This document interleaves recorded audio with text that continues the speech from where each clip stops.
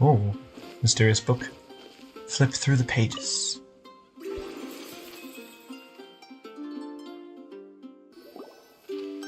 Hey! Wake up! Hey! Dot dot dot. You're finally awake. Paimon was worried sick. What happened? No idea. Paimon just woke up and then we were here. Oh, Paimon's head is all dizzy. Oh, there's more options up here. Oh, dialogue review. Also, you can go double check what's going on. Oh. The scenery here Oh, we can looks take it. Oh, wait, different, that's really good too. for taking screenshots What and should stuff. we do, Traveler? Please don't tell Paimon someone abducted us and brought us to some strange place that we could never leave. Calm down, Paimon. Let's take a look around first. You're right. Better to think of this as the beginning of a new adventure. Whew. Thank goodness you're still here. If Paimon woke up alone, she probably would be trembling in a tree hollow. The story begins in a forest without rain. Let's follow this path for now. We might be able to meet someone and figure out what this place is all about. This path? Traveler, did those plants by the road look weird to you? It almost looked like they were made of paper. And those two frogs over there? Yeah, they look like pieces of origami. Oh, by the shade of a lotus leaf stream, don't tell me you forgot how to jump. I didn't forget, Firecracker. I'm just not sure if what I remember is correct. Next thing you know, you'll have forgotten how to sing, much less notate a score. You still remember why we call you Stream, don't you? Yeah, because I've got a great singing voice. Although these days, name seems more ironic than anything. Not just a great voice, one that evokes the gentleness of early morning dewdrops flowing into a spring. So cheer up and make the jump over. If you're still unsure, just use that roll of magic thread. I won't laugh, I promise. Now, don't tell me you've forgotten how to use that as well. I haven't forgotten everything, Firecracker. Your name, for instance. It's kind of hard to forget that you're named after your fiery temper. Now do me a favor and pipe down for a second. I'll be right over.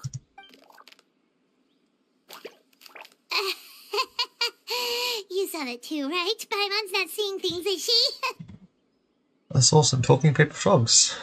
The paper frogs just jumped away. This place is getting more confusing by the second. Anyway, why don't we go after those two frogs?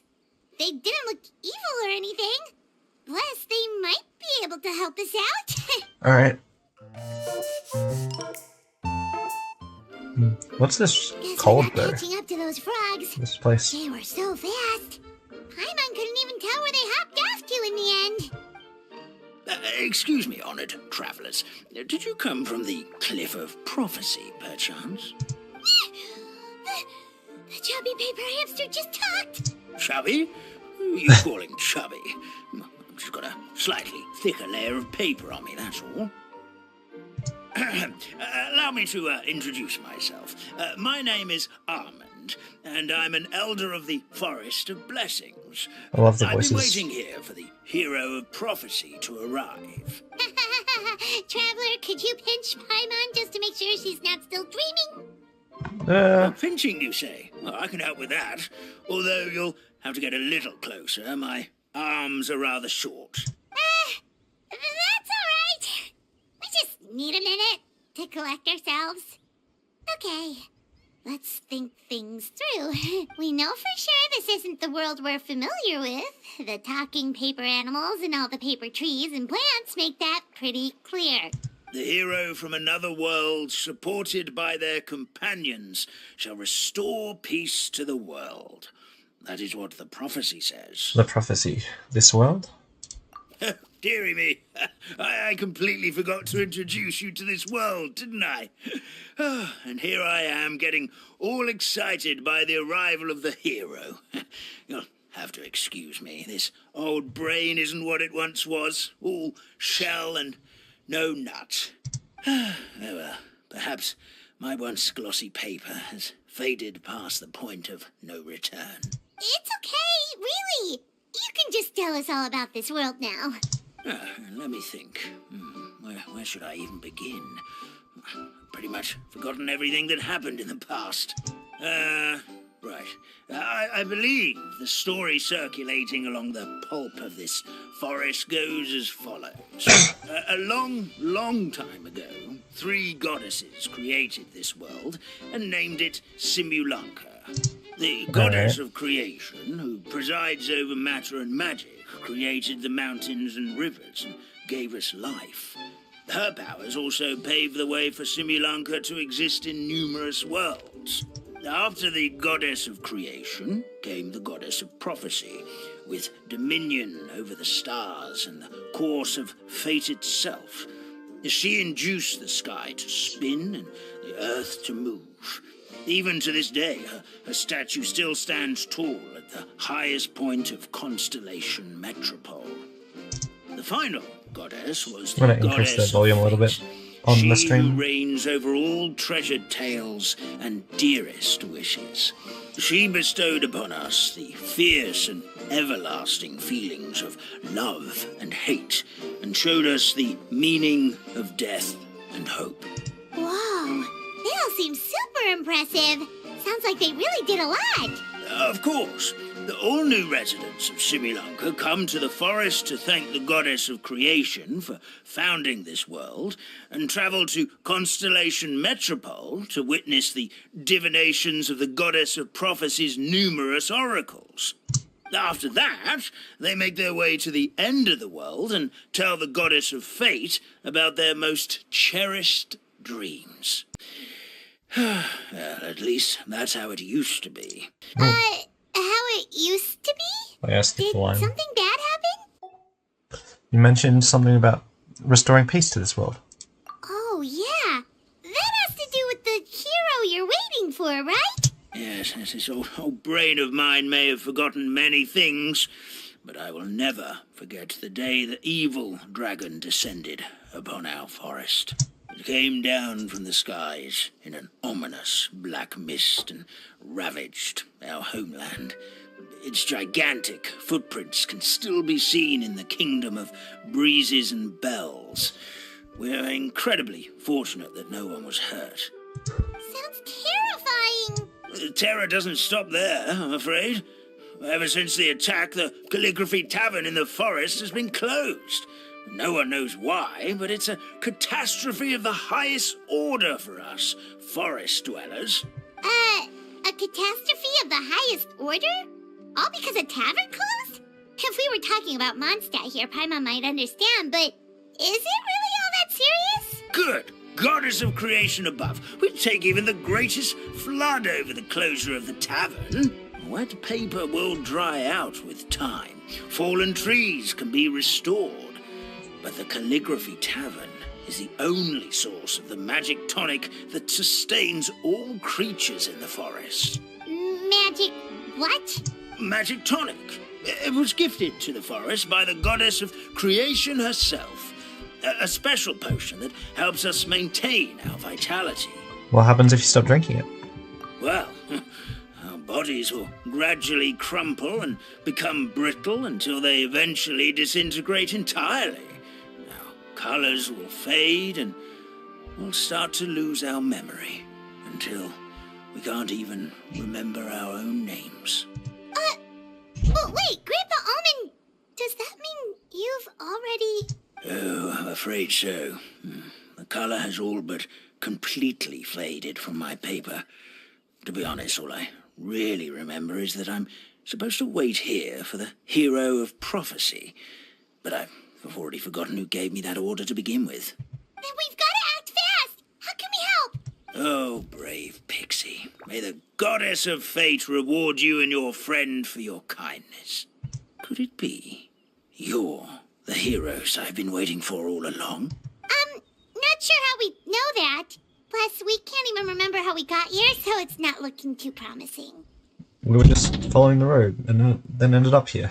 We're trying to find a way back to our world.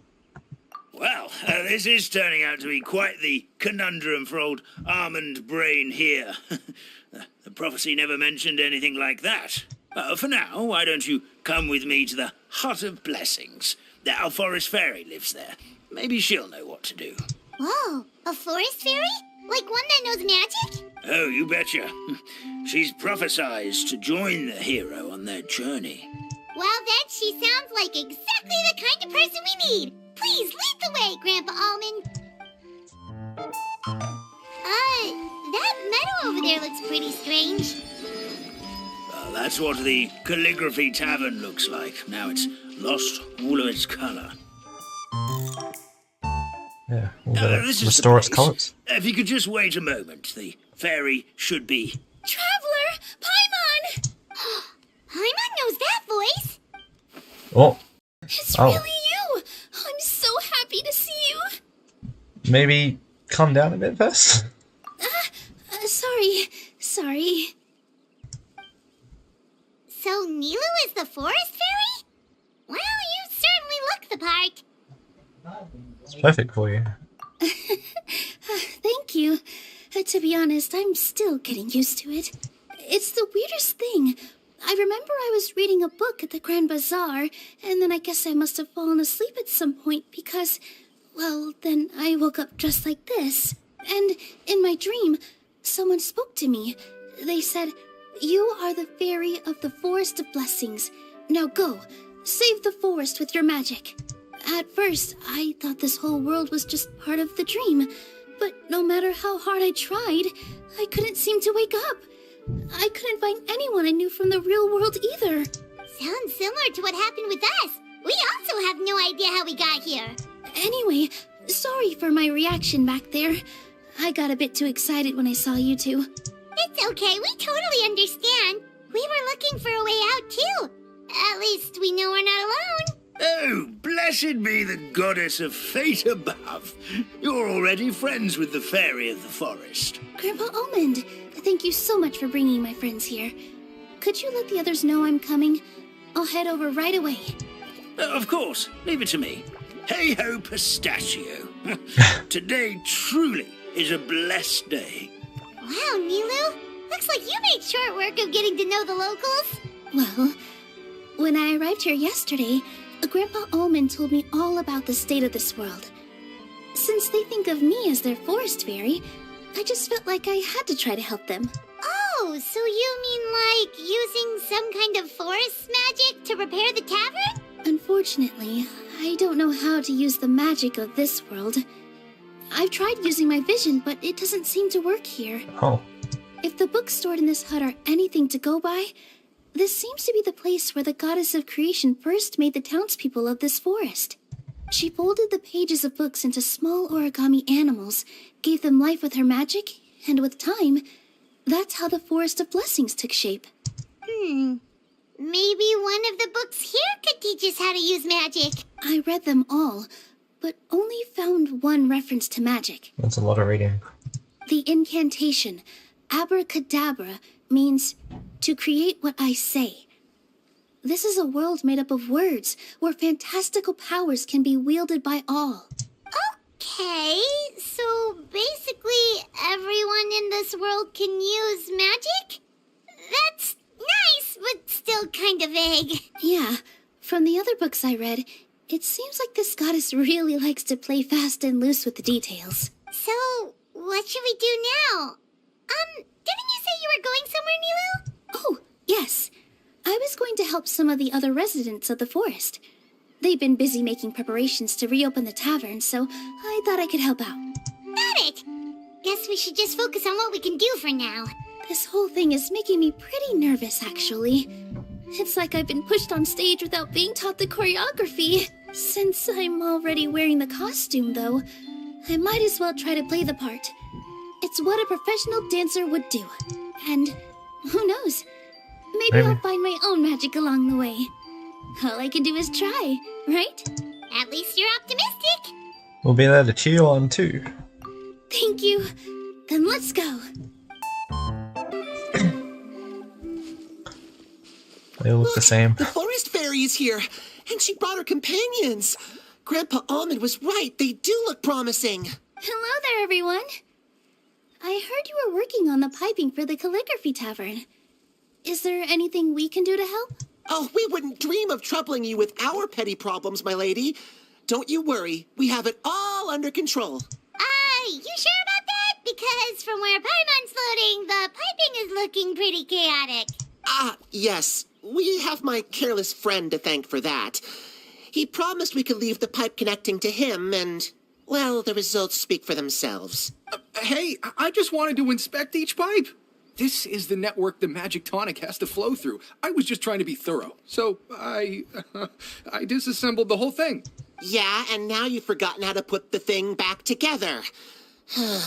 Have you been eating too many nuts again? 'Cause you are what you eat. Please don't fight. I know everyone wants the tavern to reopen as soon as possible so that the forest can return to normal. So, why don't you let us help out? Yeah, we're here anyway, so we might as well be helpful. We just need to reassemble these pipes, right? Well, if you're offering... Basically, the pipes need to be connected properly to allow the magic tonic to flow through. If you put the wrong pipe in the wrong place, the tonic will get stuck halfway. Attention to detail is key. Says the guy who messed up the whole thing in the first place.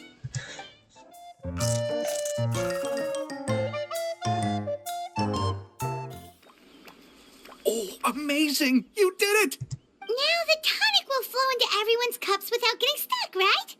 Oh, gotta say though, Paimon is starting to get pretty curious about this magic tonic. Could she have a teeny tiny sip? Just a little taste, please? Stop being greedy. It's not greed, it's curiosity. I mean, you can wait, then. Well, if it's really just one sip, I guess that would be fine. Just be careful.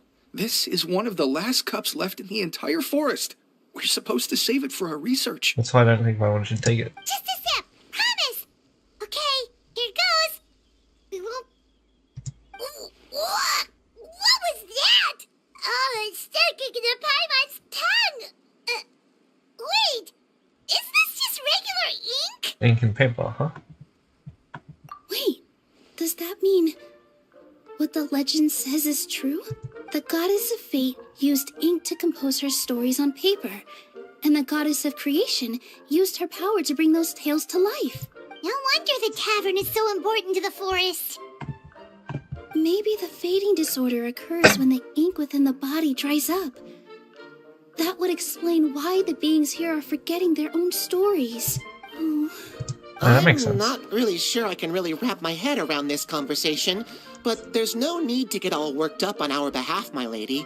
With the pipe installed, I'm sure the tavern will be up and running in no time. Honestly, if they're the ones doing research on it, they should take a sip. So that they don't forget everything. What do you mean, can't wrap your head around it? The fairy is recounting the story of how the goddesses gave us life.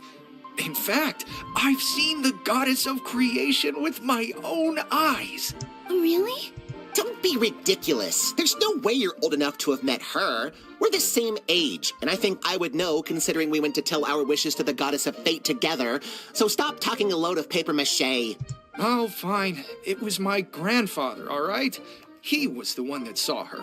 He said that one day after he finished work, he saw the goddess of creation grant us life with his own eyes. In her hands, she held the very paper used to form our bodies. She whispered something into the pages, and then suddenly a paper frog was born, ready to leap into the world. Oh, it was spectacular. Cut the theatrics, will you? You weren't even there. Wait, so that's it? Paimon thought creation magic would have a little bit more pizzazz. Yeah. Oh, so in your world, the creation of life is a much showier affair? Huh, I'm learning something new every day. Well, that's not exactly what Paimon was trying to say. Magic doesn't have to be spectacular. That's enough out of you. All your boasting is confusing our kind fairy. Oh, no, it's all right. I actually think I understand the magic of this world a bit better now. Thank you. The honor was all ours, milady. Traveler, Paimon, we should make our way to the next location.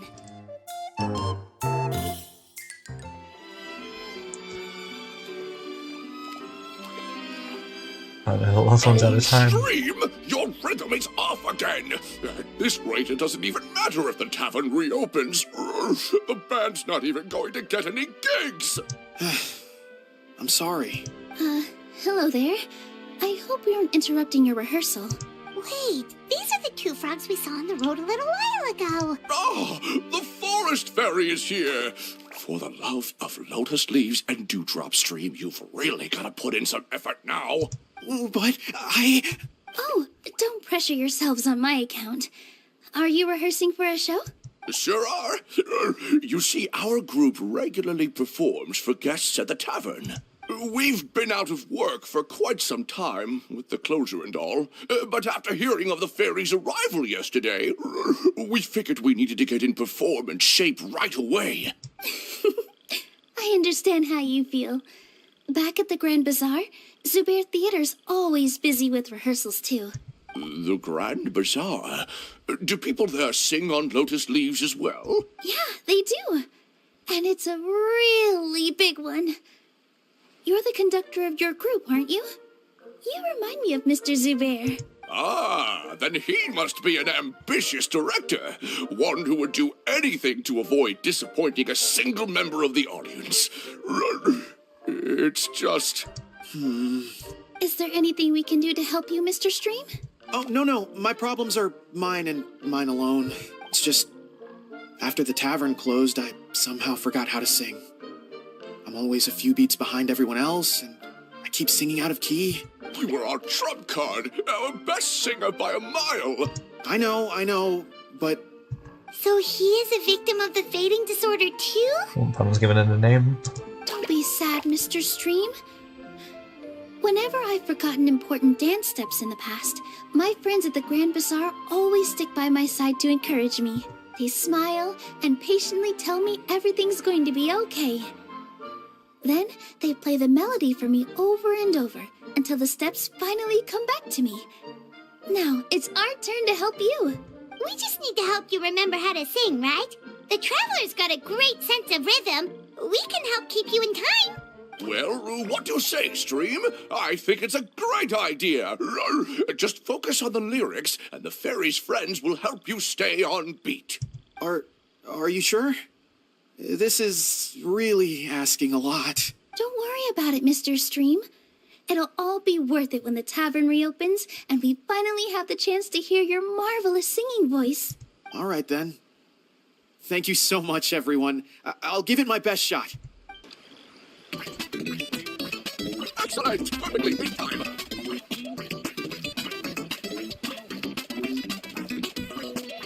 Someone's opened by this. Oh. Oh, oh god. What's this up,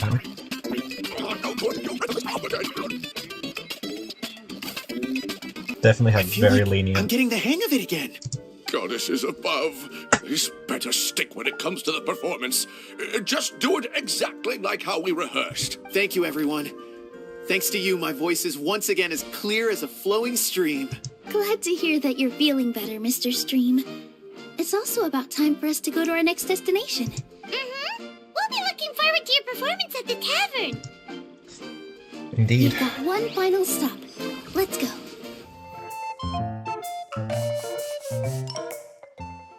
Alpaca? Oh, my dear Citrus, please tell me you're joking.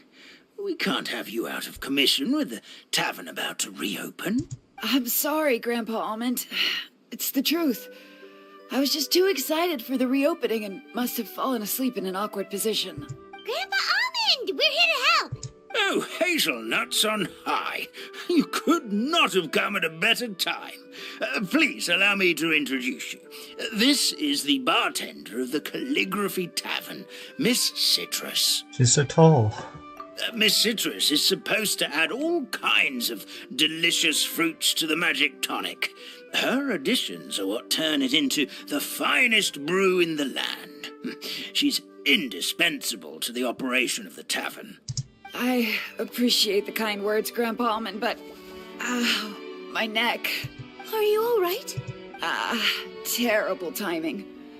Getting a kink in my neck at a time like this?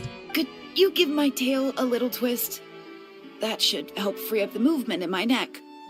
I would do it myself, but I can't reach my own, and Grandpa Almond is too old and as light as a feather. The neck and tail are connected? Of course they're connected. Just like how you can't have a rainbow without rain. Anyway, you just need to position me at the right height to pick the fruits, and then put them in the barrel over there. Perfect! My neck feels much better. So there really is some kind of connection between your neck and tail. Thank you so much, everyone. I can rest easy now, knowing the drinks at the tavern will be just as wonderful as before. That's another problem solved!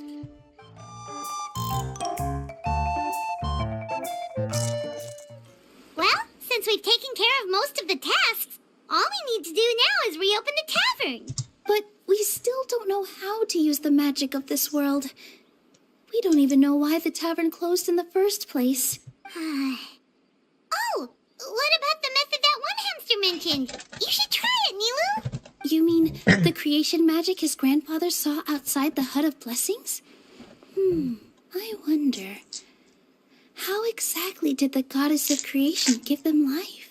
Maybe you don't need to understand it. Just give it a try. Everyone here calls you the Forest Fairy. Maybe you have the magic powers already and you just don't know it. In other words, this forest is a stage. And all I need to do is step out into the spotlight?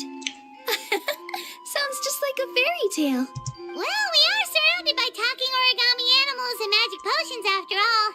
Almost seems like anything's possible in this place. You're right, Paimon. We won't know anything unless we try.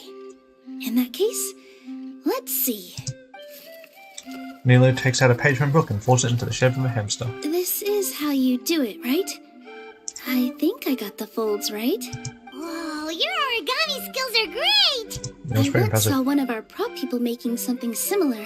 It looked really cool, so I took some time during my break to learn the basics. It's not a bad way to stave off sleepiness either. Well, how do you feel? Sense any, magical powers flowing through you? No.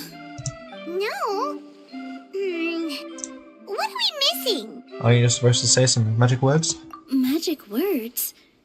But how am I supposed to know what the goddess said to bring them to life? Doesn't matter what she said, focus on what you want to say. Oh, good point! You're the Forest Fairy, Nilu! What do you want to say to the new resident of your domain? Nilo picks up the hamster and kisses it gently on the forehead. I bestow upon you the blessings of the forest and offer you a home in this land. Your name shall be Harisara. May you bloom in this world as beautifully as the flower I love. My name is Harisara. It worked! It actually worked! Well, peel my shell and call me a nut.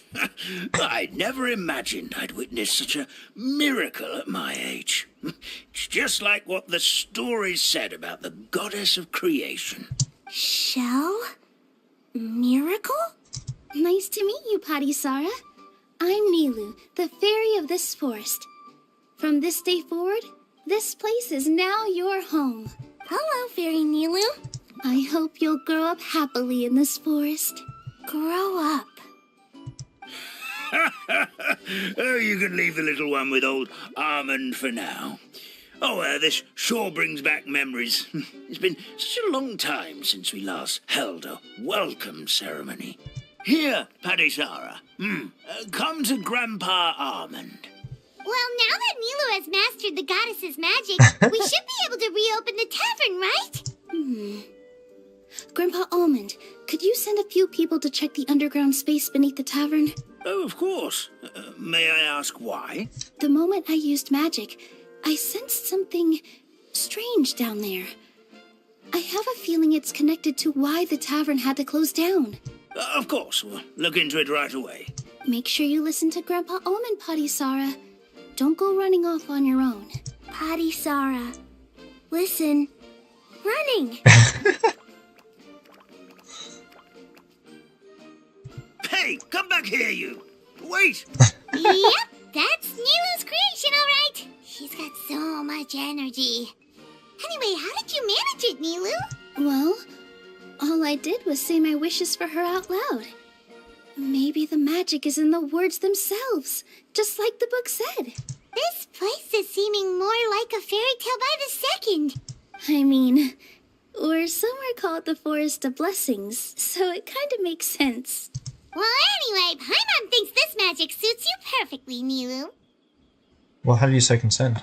When I brought Hadisara to life just now, I was able to sense the magic flowing through the forest, and the flowers and trees, and inside the creatures that live here. But for some reason, there's a hollowed out space beneath the tavern where I couldn't sense anything at all. We're back, my lady. That was fast. You were right. There was something under the tavern that I've never seen before. It looked transparent and gave off a clinking sound when I knocked on it. Transparent and clinking. Oh, I've got it! Already? You've got to use fairy tale logic, Paimon. Is it an ink bottle? That's right. An empty ink bottle, to be exact. Still remember the taste of the magic tonic you took a sip of, Paimon? Yeah, it was ink. Oh, Paimon gets it now! Traveler, Should the Paimon, supply just ran out? will you come gather some ingredients with me? I learned what we need to make the magic tonic back in the Hut of Blessings. Oh, that's convenient. Sure thing! What do we need to get? A setting sun that never sets, a dragon that cannot fly, and a moon that only shines at night. Where are we supposed to find crazy things like that? She means Sincerias, snapdragons, and Neelitpal lotuses. What? How did you get that so fast? Fairy tale logic, Paimon.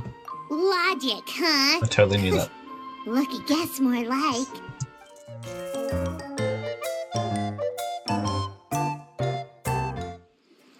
Give me just a second. I'm gonna go fetch an ink bottle from the other room. Alright. Paimon doesn't get it. All the ingredients are super tasty, but somehow the final product turns into ink. Well, anyway, Paimon's not going anywhere near this stuff this time. Not even if you bribed her. Sorry to keep you waiting. Ooh, I reckon you could bribe Paimon. Let's see. According to the book, first you do this, then this, and then... Yep. It's done! Alright. Does look the same. Wow, magic sure makes everything super convenient. Now we give... Oh, you're right here.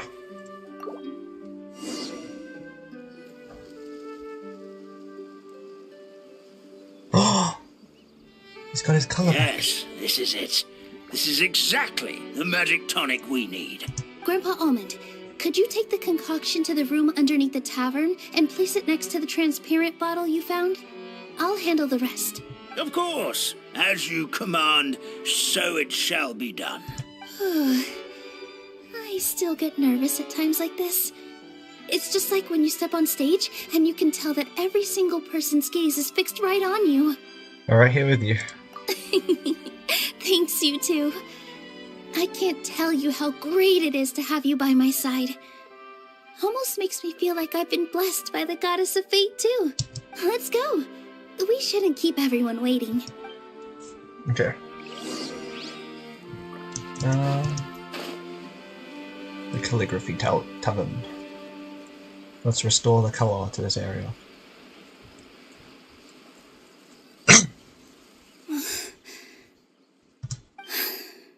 Forest, please heed my words and accept my blessings.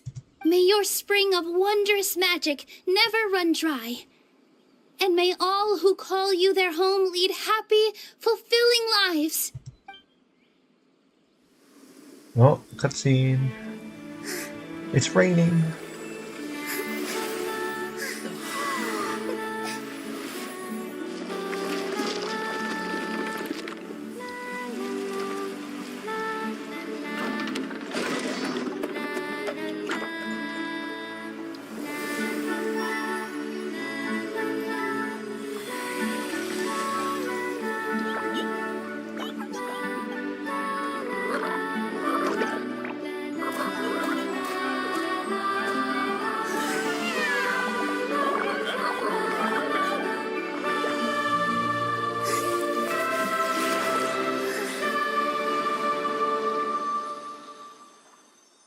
Yo.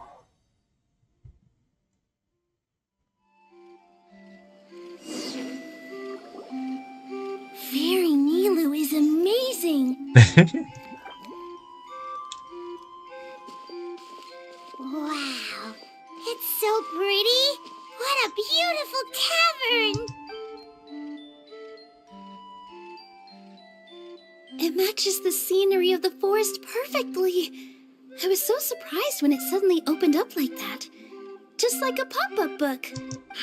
I remember now. I remember everything. It was me. I was the one who went to the top of Constellation Metropole and witnessed the goddess's prophecy. The hero who shall save this world will descend upon the cliff of prophecy. The hero, supported by their companions, shall restore peace to this world. So the prophecy really did have all the answers. You just forgot the first half. That's why I was waiting near the cliff of prophecy. Wonderful. Simply wonderful. There's still some hope left for old Armand after all. Is the Cliff of Prophecy that place with the huge mural? 'Cause that is where we woke up, but we don't remember anything about how we got there. Also, we didn't get a change of clothes like Nilu. Are we definitely the heroes? If not you, then who else? You've already helped the fairy revitalize our forest. To us, that makes you heroes, prophesized or not. Or is Nilu the hero? Alright. Either way, we're going to keep adventuring, even if it's just to figure out how we can get back to our world. We can also help resolve any crises along the way. And your dragon problem, but I'll just say crises. Yep, that's exactly right. Helping people we meet on the road is kind of our thing. As expected, the words of the goddess of prophecy always come true. I'll come with you. It can't hurt to have a magical fairy tag along, right? It would be our honor, my lady. Heroes and fairies, dragons and new adventures. This is sounding more and more like a fairy tale by the second. I would say your next stop should be Constellation Metropole. It's Simulanka's most prosperous city, just Ooh. across the sea. Okay. Once you've arrived at the Astral Garden at the highest point in the city, maybe you can try seeking divine counsel from the goddess of prophecy herself. Are you leaving, Fairy Nilu? I'm afraid so. There are still other people who need my help. I won't go far, though, and I'll come back to visit the minute I have time to spare. So be a good girl, Patty Sarah, and help out Grandpa Almond whenever you can, all right? Mm-hmm. Got it. Patty Sarah will wait here for you. That's a good girl, Patty Sarah. I almost forgot. If Constellation Metropole is where you're heading, you'll need to take the Maritime Express. That sounds normal. I'll head to the station first thing tomorrow morning and wake up that lazy station master for you. Why don't you take a break for the rest of the day? You should savor the beautiful scenery of the forest before you go. Sounds great. Alright. Paimon definitely feels tired after being on the go for so long. There's a spot in the tavern with Paimon's name on it. Oh, sounds like someone's ready to order. Oh, well, if you're offering. Paimon will take a glass of Buell fruit tonic. But hold the tonic. Alright. Fairy Nilu, can you teach Patty Sarah how to dance? Oh, of course. How about we start up with the most basic steps? Okay. What about you, Grandpa Almond? Would you like to join? This old nutcracker? I'm not quite as limber as I used to be. Come on, Grandpa Almond. Join us. All right. Grandpa can't say no to you, can he? Morning. Guess everything that happened yesterday wasn't just a dream then. Well, it's time for our next fairy tale adventure. We should head to the station Grandpa Almond told us about.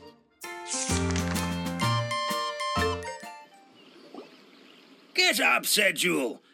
Time to get to work, you lazy bones. I can't remember how to call the train. Just let me sleep a little longer, and I'm sure I'll remember. Don't try to pull one over on me, young man. Your fading disorder has been cured. I saw you chugging cup after cup of magic tonic in the tavern last night. You must be mistaken, Grandpa Almond. That guy definitely wasn't me. Oh, you remember my name now, do you? Then it seems like you're all better. You had no idea who I was when you were fading. Now, enough of your nonsense. Get up. The fairy and her friends are going to be here any second. All right, I'm up. The Maritime Express should be here soon. That's more like it. Lie there any longer and you'll start gathering dust. Is everything okay? The hero, his pixie companion, and the forest fairy. Oh, I didn't know you were already here. Merciful macadamias. I'm sorry you had to see that. Oh, it's all right.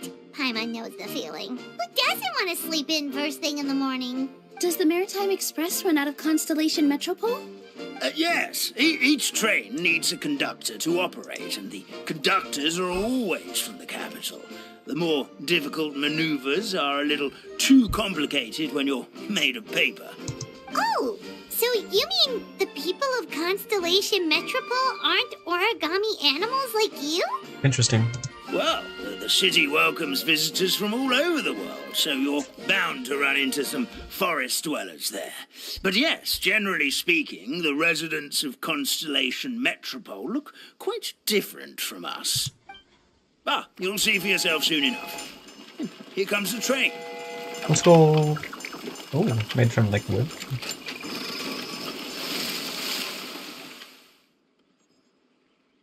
Pleasure to meet you, everyone. My name is Will, and I'll be the conductor for your journey today. I'm assuming you're the ones who called the train.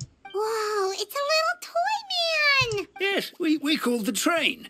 The hero and the forest fairy need a ride to Constellation Metropole. The hero and the forest fairy, the ones from the prophecy. Oh, why didn't you say so earlier? We could have prepared a far more luxurious train. I'll just go back and get a better one. That's okay, Mr. Wheel. We're trying to get to the city as fast as possible. We just need you to get us across the sea. In your capable hands, I'm sure we'll get there in no time. Of course, my lady. It would be an honor. Well then, all aboard, sit anywhere you like. We'll get a stunning view of Simulanka no matter where you're seated. Alrighty.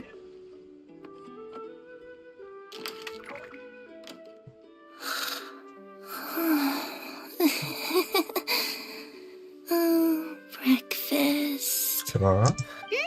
Did one of you just say something? Not me. Wasn't me either. Breakfast. Oh, come back. Sounds like the voice is coming from inside the train.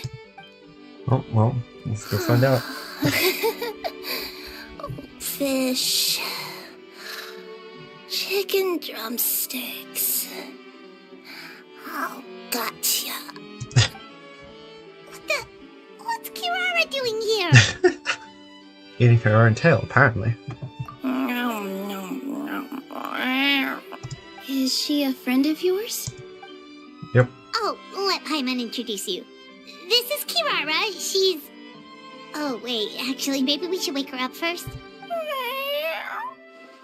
So noisy. Is it morning already? Good meowing. Morning. Huh? Traveler! Paimon! It's you? Which means... Oh, thank goodness. It was all a dream after all. Oh, gotta hand it to my imagination. It all felt super real. There were these toy people, but they were alive and they could talk. Madam, sleeping overnight in the train car is prohibited.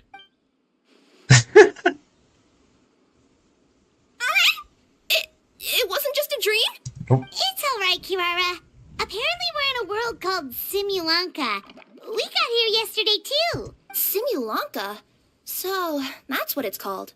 I spent all day yesterday wandering around this one city. The toy people called it Constellation Metropole. I was trying to find a way to get back home. I was seriously starting to think I'd gotten on the bad side of some great yokai and gotten swallowed whole. Ah, I take it you're Inazuman then, Miss Kirara? She sure is. But, Kirara here is kinda special. Let Paimon introduce you for real this time. Kirara is a Nekomata from Inazuma. She works as a courier for Komanie Express. Huh, nice to meet you. I'm Nilu, a member of Zubair Theater. You can usually find us performing in Sumeru City's Grand Bazaar. Right now, though, I suppose I should introduce myself as the Fairy of the Forest of Blessings. Oh, you're Nilu! I've heard a lot about you from my deliveries in Sumeru. I even saw one of your performances back in the day. You're an amazing dancer. But, did you say you were a forest fairy? Oh, yeah, that's her new identity here in Simulanka. Oh, speaking of new identities, looks like you got a new outfit yourself, Kirara! Yeah, I know! It confused the heck out of me yesterday. I just woke up in a set of brand new clothes I'd never seen before. That must mean you have a big part to play here, too!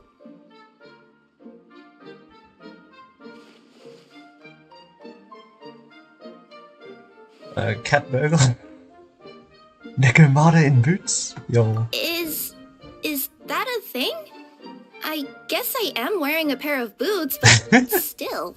Did you by any chance hear a voice speaking to you before you got here, Miss Kirara? A voice... Oh, yeah, I did hear something, but I was so freaked out my tails got all tangled, so I, didn't catch much of what was said. Sorry for the interruption, but this Nekomata friend of yours, she doesn't eat hamsters, does she? Or frogs? Oh, no need to worry, little guys. I would never do something like that. Well, unless I've been out in the wild too long without anything to eat. Oh, speaking of eating, I am getting a little hungry. Where are your manners, everyone? This young lady is a trusted friend of our esteemed hero. Now, I know a fear of felines is etched into us with ink, but I'm certain Miss Nekomata in boots here means us no harm. Sure looks like you're keeping your distance, though, Grandpa Almond. You will have nothing to fear, I promise. I met some origami animals in Constellation Metropole yesterday, and I even made sure to retract my claws so I didn't hurt them by accident. Plus, you all look just about as tasty as the cardboard boxes I deliver. Not that I'd try to eat you even if you did look tasty. Promise. Please excuse us, Mom. It's just an unconscious reaction. Dear passengers, it's almost time for us to depart. Oh, yeah, that. Whoops. This turned into a pretty long conversation, didn't it? All right, let's get on the train. You coming with us, Kirara? Mm-hmm. I'll ride with you to the next stop. There's a place near the Metropole that caught my eye yesterday, so I want to go explore it today. Alright. Then all that remains for me to say is, on behalf of the Forest of Blessings, thank you once again for all you've done for us. May the Goddess of Fate be with you and bless your journey. Madam Fairy, Miss Nekomata in boots, and our brave heroes. Please do visit us in the Forest of Blessings again, once peace has returned to this land. We will. We'll definitely meet again. The music's giving me Paper Mario vibes, which really works for this. Take care, Grandpa Almond. They once walked the starry sky.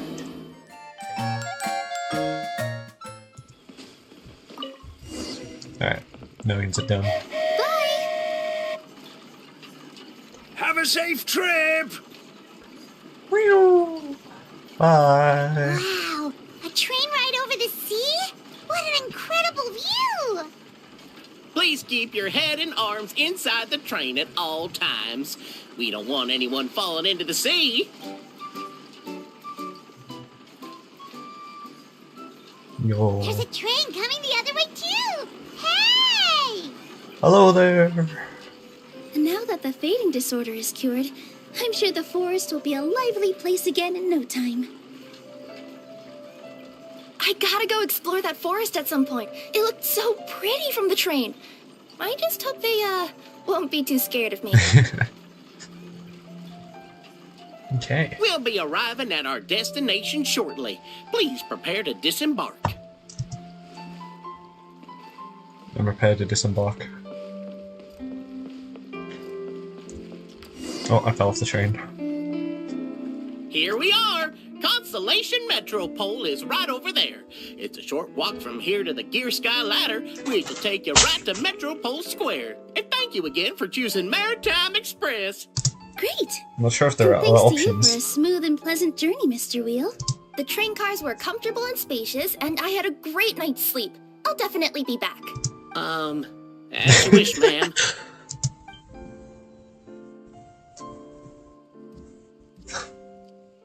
Carrara leaving a review on the train. Where should we go next? Is that place you wanted to check out nearby? Oh, Mm-hmm. I took a walk around yesterday, and it felt like there was something weird about it. So, I think I'll indulge my curiosity and go investigate. Want us to come with you? It's okay. You guys go ahead and visit the Metropole for now. Hopefully, that's where you'll be able to find out some more about this world. I pretty much explored the whole place from the rooftops yesterday, but for some reason, this is the place that caught my attention. You know what I Alright. mean, right? Like, when you get a stone stuck in your claw or something, it keeps nagging at you to dig it out, but you can't focus on anything else until you do. with dirt, sure. Don't worry, if you run into any trouble, I'll be there faster than you can say gold level courier of the Comania Express. Okay, All fair right. enough. We'll head to the Metropole then. Guess this is where we say bye for now. Stay safe, Carrara. Mm-hmm. Don't worry about me. Let's not forget, I'm a yokai.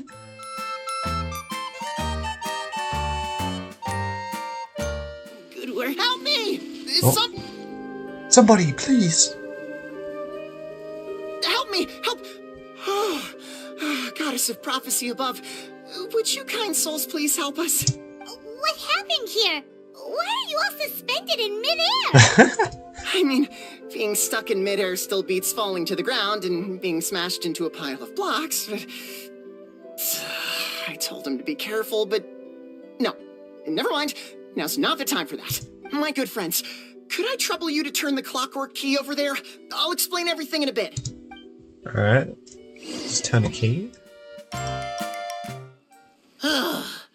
Thank you. Oh, thank you. Alright. What happened there? It almost seemed like we turned back time. I take it this is your first time witnessing the power of the Goddess of Prophecy, then? If so, I can see why you might think that. Basically, this is a gift bestowed upon Constellation Metropole by the Goddess of Prophecy, who rules over the natural course of all things. It helps those who have deviated from their proper path to get back on track. Proper path? Do you mean everything that happens in the Metropole has been planned out since the very beginning? Why are you saying that as if it's a bad thing? You're not explaining it clearly. Here, allow me.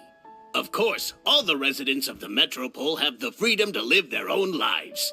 For instance, whether I use olive oil or sesame oil in my morning skincare routine is entirely my choice. But whenever something disastrous is about to happen, like when I almost got turned into a pile of rubble just now, the goddess's magic will activate in the world around us. So, in other words, it's kind of protection magic? To keep people alive? You could say that. There are Yeah. other situations in which it activates too, but that's basically correct. Well, in any case, we're glad no one's hurt. Are you heading to the Constellation Metropole? Yep.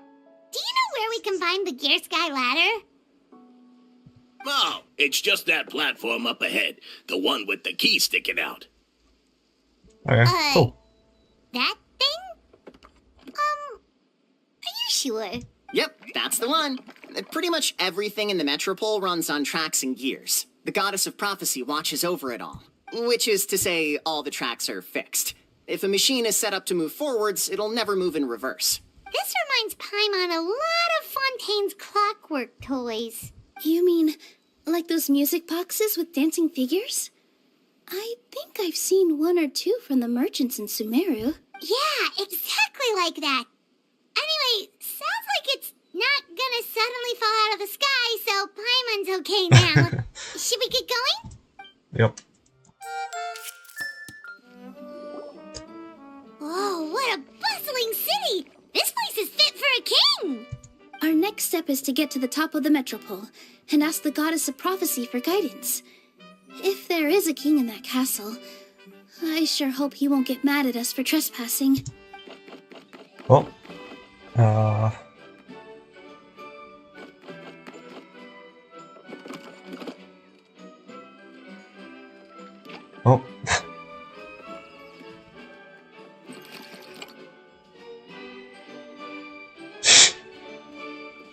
Make way for the king! There is a Oh, king. darn, we jinxed it. Oh, no. Did he overhear us talking about us sneaking into his castle? Paimon hopes he's not mad. Silence! Oh, The one who shall soon stand before you is the ruler of Constellation Metropole, the one who descended after a meteor shower, and the protector of order and all the stars in the sky. huh. That's a long list of titles. I bid ye welcome, guests from afar. Oh, it's Navia. Long have I heard of your grand deeds. O fairy, who restored the lifeblood of the forest. O hero, who... huh? Navia! Hold your foul tongue! How dare you utter Her Majesty's name? Mercy, Your Majesty, please forgive our transgression. Nice one, partner. Spectacular improvisation skills. I'd expect no less from you. All right. You can relax now. Allow me to make some introductions. This is the Traveler, and his trusty companion, Paimon. You are personal friends with Her Majesty the King? Please, forgive our grievous mistake. We had no idea. All right, the welcome ceremony is over. Everyone back to your stations. I will personally treat our guests to some royal hospitality. Yes, Your Majesty. Your Majesty, we are most grateful for your... Oh, come on, I've already sent them off. So, anyway, how did you guys get here? We were gonna ask you the same thing! Also, how are you already king of this nation? And where did you get a crown? Oh, wait, don't say it. You just woke up like this, right? Sounds like you've answered your own question. But before I woke up, I heard a voice say to me, "You are the king of Constellation Metropole. Now go forth and save your city." I love how Genshin keeps doing weird gender things. Her Majesty the King is amazing. A similar thing happened to me. Oh, yeah, sorry. You must be the fairy of the Forest of Blessings, right? Mm-hmm. This is Nilu, a friend that we made during our time in Sumeru. Nice to meet you, Miss Nilu. I'm Navia, the president of Spina di Rosula. If you ever get the chance to go to Fontaine, make sure you come and visit me. I'm based in Poisson. Seems like you're taking this all in stride. Aren't you nervous about getting stuck here and never being able to get back home? Why would I be worried about that? We've faced much bigger problems than this before, and we always pull through.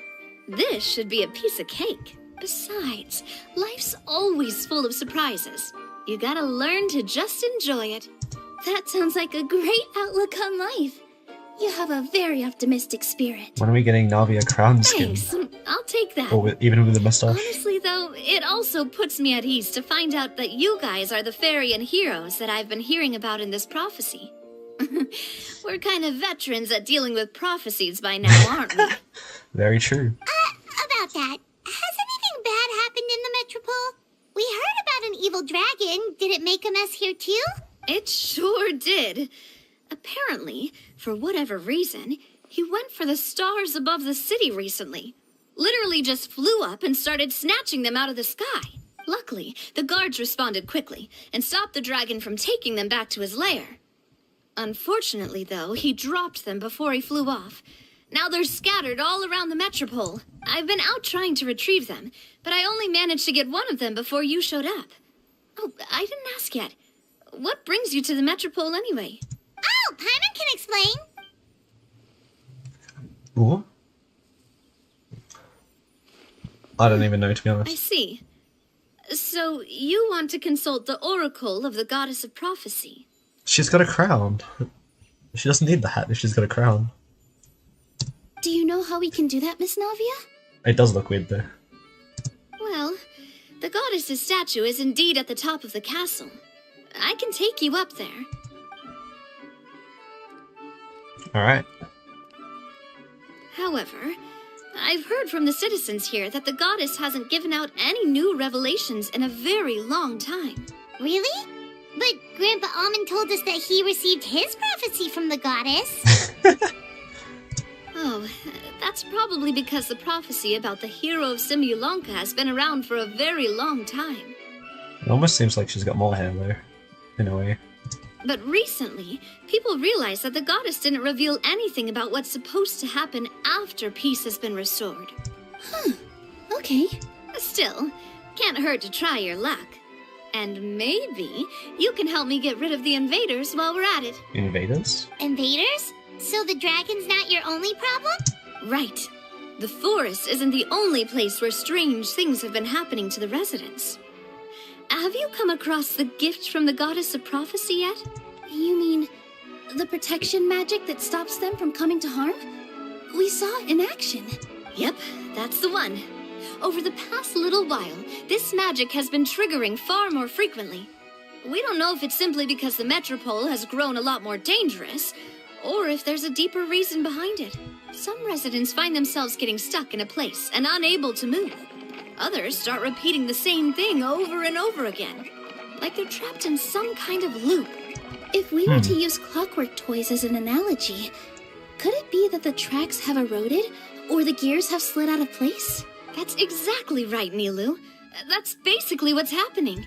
Anyway, some of the monsters outside the city saw this as an opportunity to launch an invasion. So that's why we there are didn't monsters. see a single monster on our way here. Yes, we did. That's because I already took care of most of them over the past couple of days. Of the remaining few, we trapped some of them inside the castle and chased the rest back out of the city. Okay, so to summarize, not only has the magic here gotten all messed up, but the dragons also knocked some of the stars out of the sky, plus there's a bunch of monsters in the city! What do you mean by region? Like, the Simulanka, which is where this is? Sounds like there's a lot more to fix here than in the Forest of Blessings. Well, defeating the dragon and the monsters should be straightforward enough. But how do we fix the magic? Supposedly, the goddess has had it all planned out for ages. One of her oldest prophecies says this: "Go and push the gear that connects up to the starry sky. When that time comes, I shall dance and return the tracks beneath my people's feet back to the stars in the sky." Interesting. But weren't the tracks the gift that she gave to her people in the first place? Does that mean she plans to take the gift back? Aegis Ever. Aegis Ever. That's what the prophecy seems to be saying, yes. So, as a result, some people are against turning the gear, despite what the prophecy says, since they fear a future where they no longer enjoy the goddess's protection. But letting this drag on isn't the answer either, is it? Drag on? Like dragon? No. Oh, okay. And I think they know that. But they're just too afraid to take that final, terrifying step. They're still hoping there might be an alternative solution. Now, we could ignore their objections and go turn the gear ourselves. But... You want to let them make that choice for themselves? Exactly. You know me well. And that's why you're my partner. I want to get as many people on my side as possible. At the end of the day, this is their city, and they should have the right to decide its future. Yeah. Ooh, spoken like a true wise king, Navia. I am the boss of Spina di Rosula, after all. This may be my first time as a king, but there are a few similarities between the two roles. Traveler, Paimon, Miss Nilu, would you be willing to lend me your support? With your help, I'm confident we'll be able to find the most frictionless way to resolve the problems plaguing this city. Sure thing, boss. It'd be my honor, Your Majesty. Not gonna lie, Your Majesty is definitely growing on me. Seriously, like we'd ever say no. We're your formally in the future. I'm happy to help too. This is a beautiful city, and just like the Forest of Blessings, I would love to see it return to normal as soon as possible.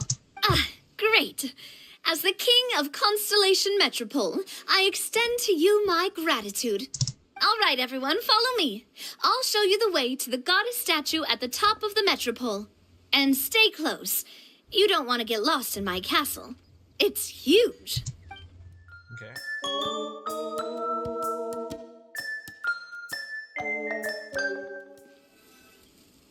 Huh? What's this? Is this one of the stars? Wait. This looks like the star I found earlier. I told the guards to place it near the goddess statue. Maybe they ran into some trouble up there. Guess we'd better hurry. Alright. I'll take them. Help me? Leave it to me. Whoa! You're gonna another star? Why is the star on top of a mechanism? Uh-oh! More monsters incoming!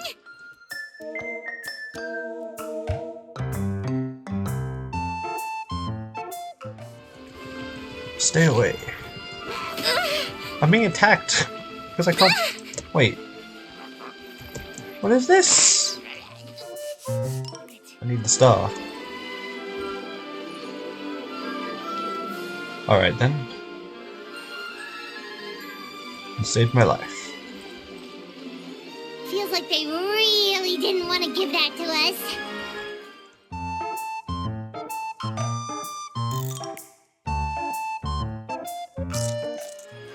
Thank you, brave soul. We could not protect the star. You did great. So we leave it to you. Okay. Another one in the bag! That sure was rough. Yeah.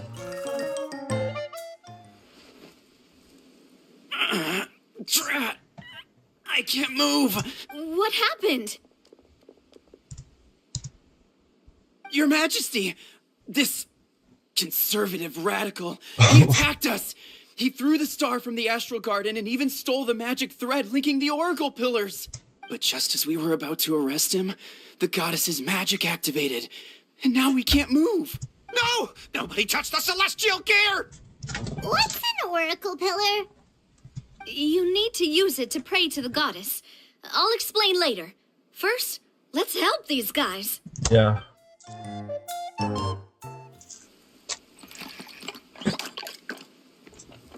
he's getting away! Halt! Oh. It's okay. Let him go. But, Your Majesty! Even if we catch up to him now, we won't be able to change his mind, much less quell the fear that many others like him are feeling. All it would do is turn him further against us. Understood, Your Majesty. Also, this is the magic thread he was holding from the Oracle Pillars. Your Majesty, what should we... Ah, please give that to the traveler over there. I believe they have some questions for the goddess. Yes, Your Majesty. Alright.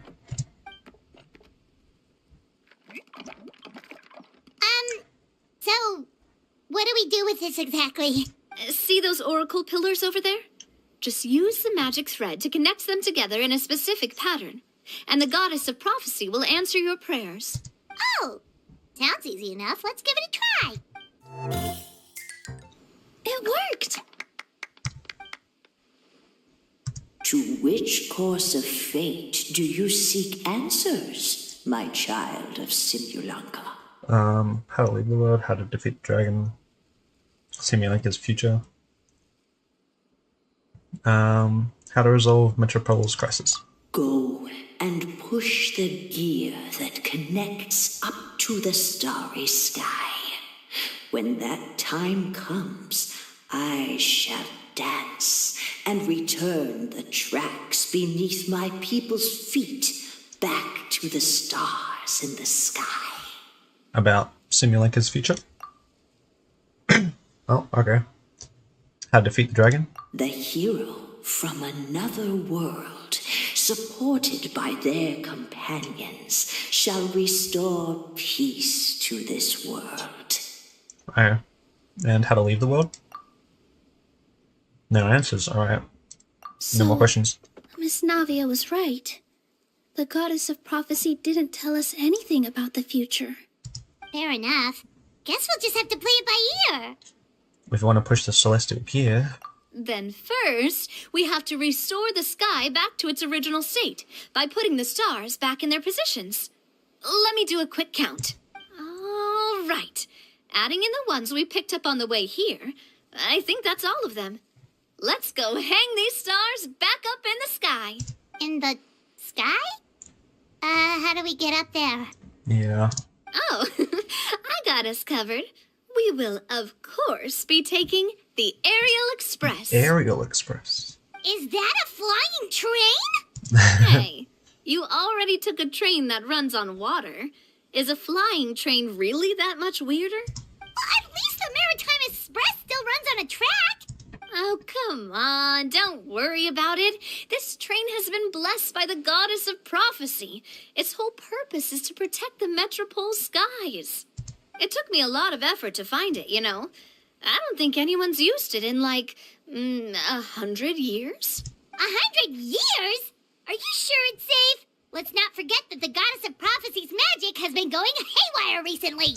Well, it's not like we have any other options. Unless you want to do the honors, Paimon. Fancy flying up there on your own? No, thank you. It's way too high up. Oh, wait, Nilu. You've got a feel for how magic works here.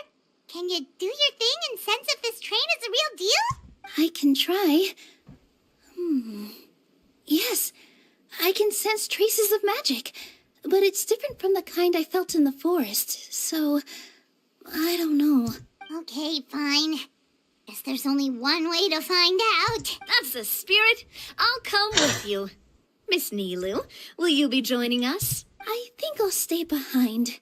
That way, if something does go wrong, you'll have someone on the ground to get you some help. That makes sense. If the train does break down, you can make us a giant origami crane to come bail us out.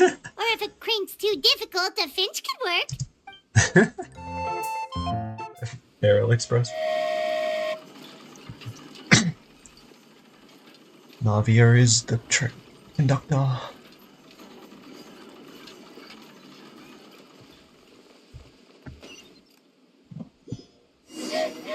Choo-choo!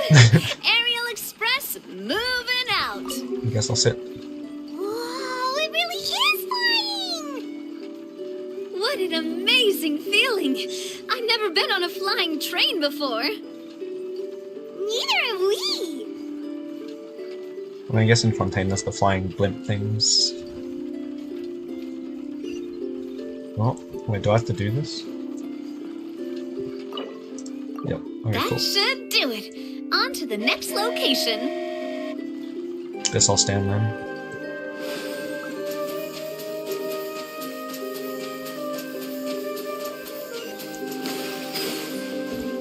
Oh, wait, no. Please.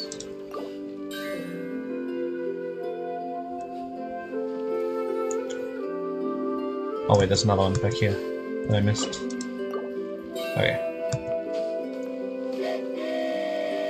There's two more to place. You're so high up.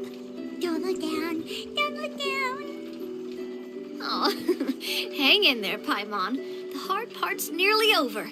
After that, it's downhill all the way. Don't say downhill all the way. That is the last thing Paimon wants to hear.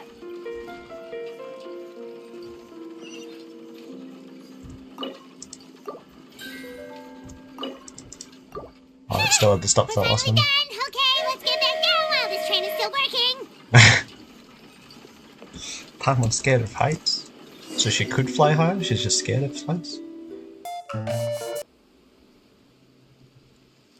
Great job! It looked like it all went smoothly. Yeah, and it was an absolute blast, too. You gotta ride with us next time, Miss Nilu. Huh? I'm okay. Thanks for... Halt! What do you think you're doing? Get out of my way! Radical What's conservative going on? citizen. Your Majesty, there! Let us through! Stay back! It's okay. Let them through. Your Majesty, could we please ask you not to turn the gear that connects up to the sky? And why is that? As you have seen, the goddess's gift is very important to us. It keeps us from harm and protects our very lives. Some of us, we just aren't ready to lose that protection. I see. I understand. Huh? Your Majesty, do you mean... I won't turn that gear. Not until you're ready. What? I've said before that the Metropole belongs to the people, and they should have the right to decide its future. But let me ask you this. How do you plan to solve the issues we are currently facing? Well, we'll start by rescuing the people that have gotten stuck. And then we'll find a way to figure out the true cause of this crisis. And have you made any headway on that? The true cause, I mean. Unfortunately not. Hey, you little... I'm sorry, my friend, but it's the truth. You have friends and family that have been affected, don't you? That have gotten stuck? Duh. I understand your concerns. But if we let this drag on for much longer, the situation may well get worse. More and more people will be frozen by the goddess's magic. Yes, but if we turn that gear now, all the tracks in this city will disappear. Is that necessarily true? I know this is a hard decision to make. But have you ever thought about why the goddess might have made things this way in the first place? Huh? Why do you think she might decide to take back her gift and stop revealing further prophecies about the future? Are you saying she has abandoned us? No. Quite the opposite, in fact. What do you mean? The goddess dearly loves this world and all the people of Simulanka. And because she loves you so much, she wants you to be able to choose your own path. Every parent hopes their child will have a happy and carefree life. But if they're overprotective, then all they'll manage to do is keep their child trapped. If a mother bird lets her baby ride on her wings for too long, her child will never learn how to fly. Perhaps the goddess of prophecy has always known that one day she'll have to let go.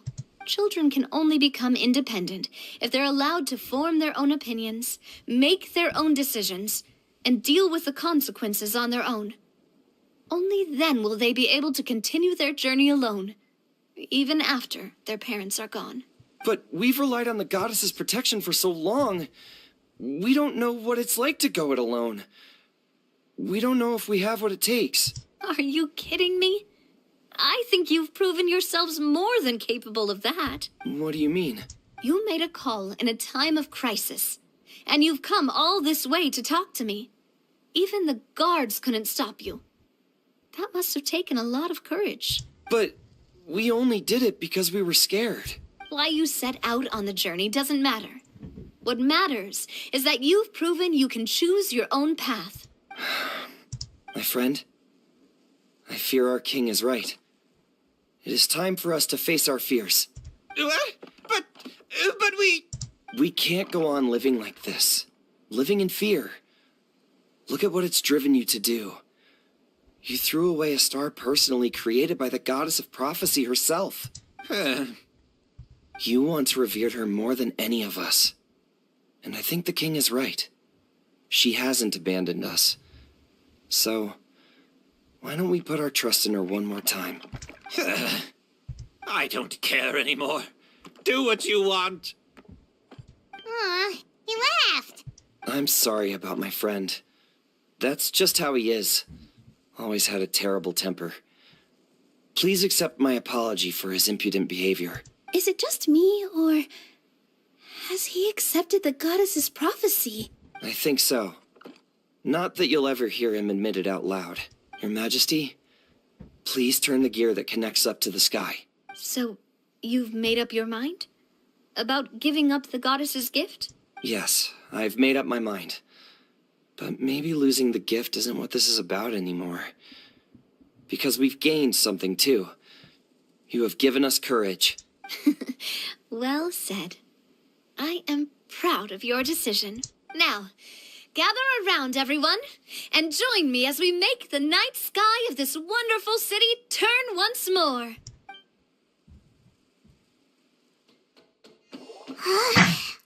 Alright. I need a lot of people to move this one.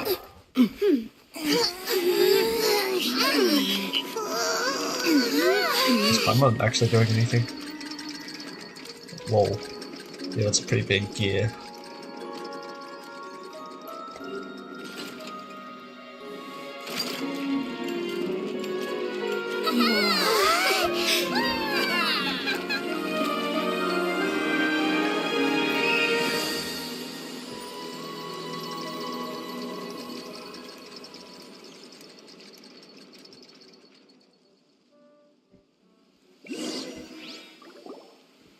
So the stars hanging in the sky, they're music notes.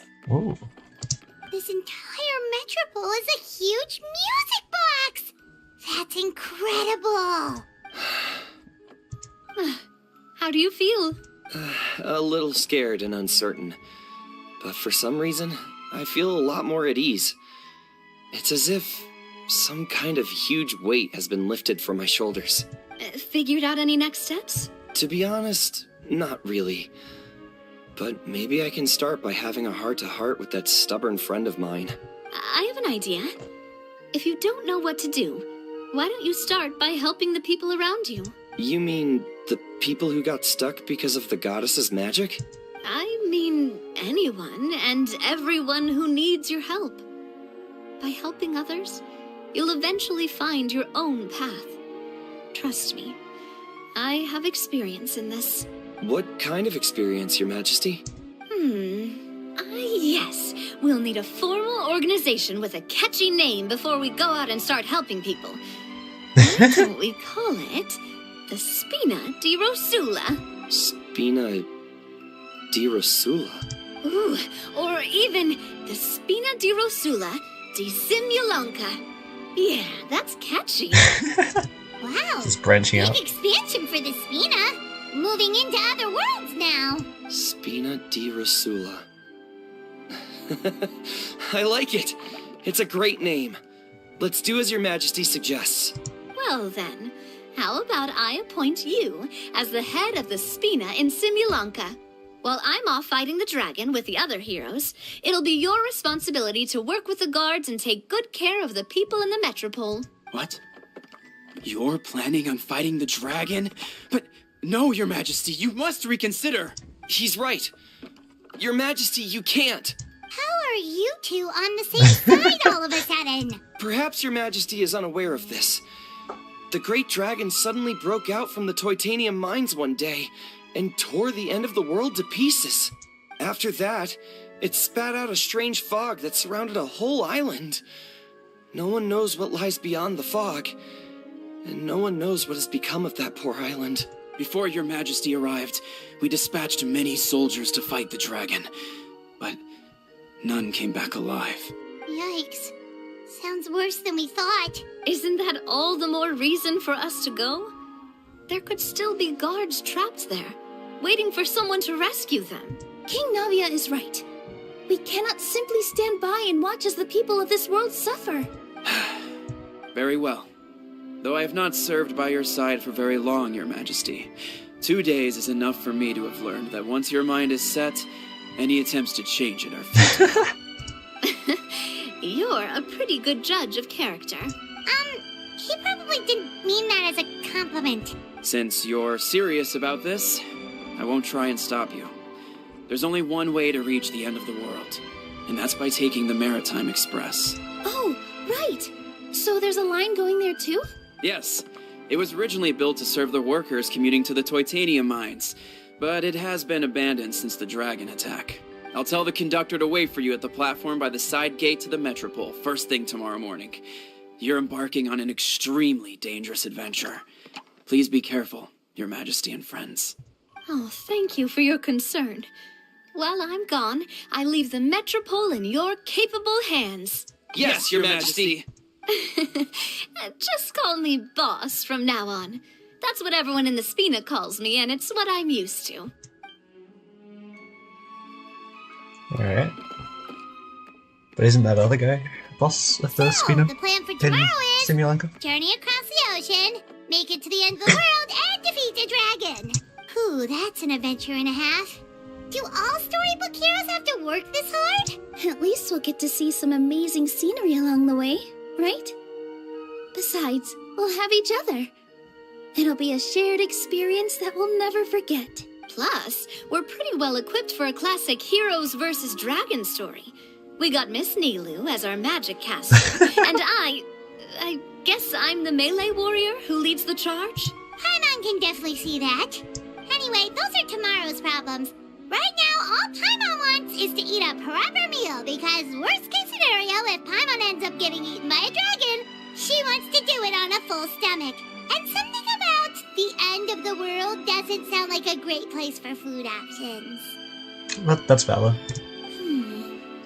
Well, the origami animals in the forest only drink magic tonic. What do the toy people here in Constellation Metropole eat? Vegetable oil and sawdust, I think.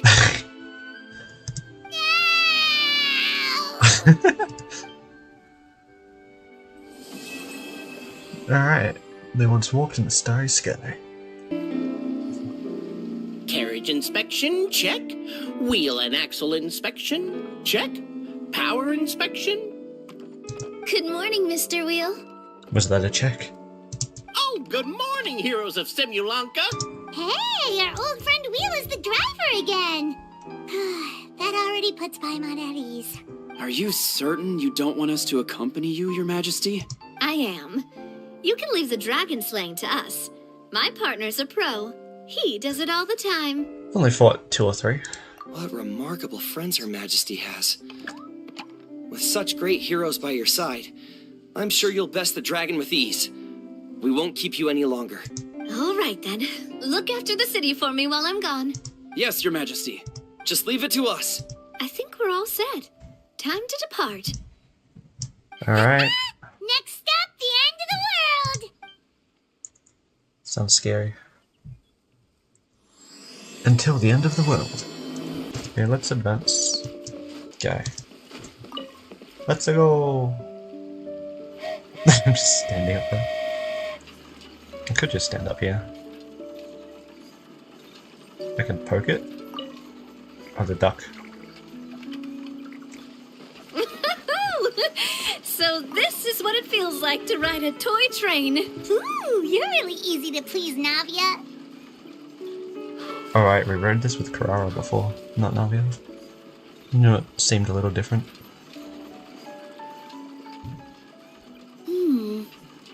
Looks like the fog ahead is getting thicker. Indeed. Attention, passengers. We've arrived at the transfer point. All change, please, all change. Alright. So we've got to switch trains, right? Huh? What's that? Monsters. It looks like Haley Churls, they've taken over that platform! Huh? What do we do? Just find somewhere to hide, Mr. Wheel. We'll take care of them. Yep. It's not actually too bad of a That's team. all of them. Thank you so much for your help, everyone. Now, let me take a look at the train. Hopefully it's not damaged.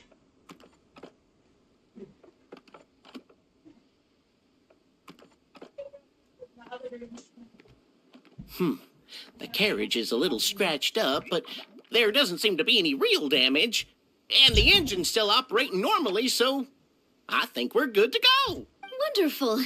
Let's keep going then. That's good. There's no waypoint here. Alright. They keep telling the conductor I should just be able to sit down and start.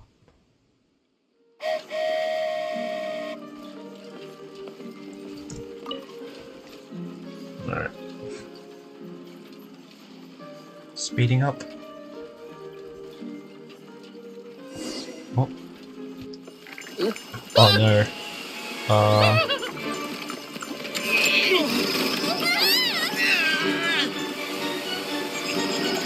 Oh, I was flying overboard. What? Are we just slowing down, or is the traveler just being fancy? I'm not sure. Sounds a little janky there. Go forth and witness this world, my... Make sure to be nice to everyone. I leave it to you. Are you okay, Miss Nilu? I'm fine, but I think the traveler is still unconscious. We're lucky this guy caught us on the way down. Oh, hat guy. Oh, wonder. Passed out from a little fall, did ya? How fragile. I'll cut him some slack. The traveler's had a rough few days. We should just let him nap for a bit. But my leg's falling asleep. You couldn't have set him down on the grass over there, Hat Guy? Ha! I go out of my way to save 4 people who fall out of the sky, and now you're nitpicking my choice of soft landing? That's the most ridiculous thing I've ever heard. Alright. He's awake. Morning, sunshine. You were having a nice little dream there, weren't you?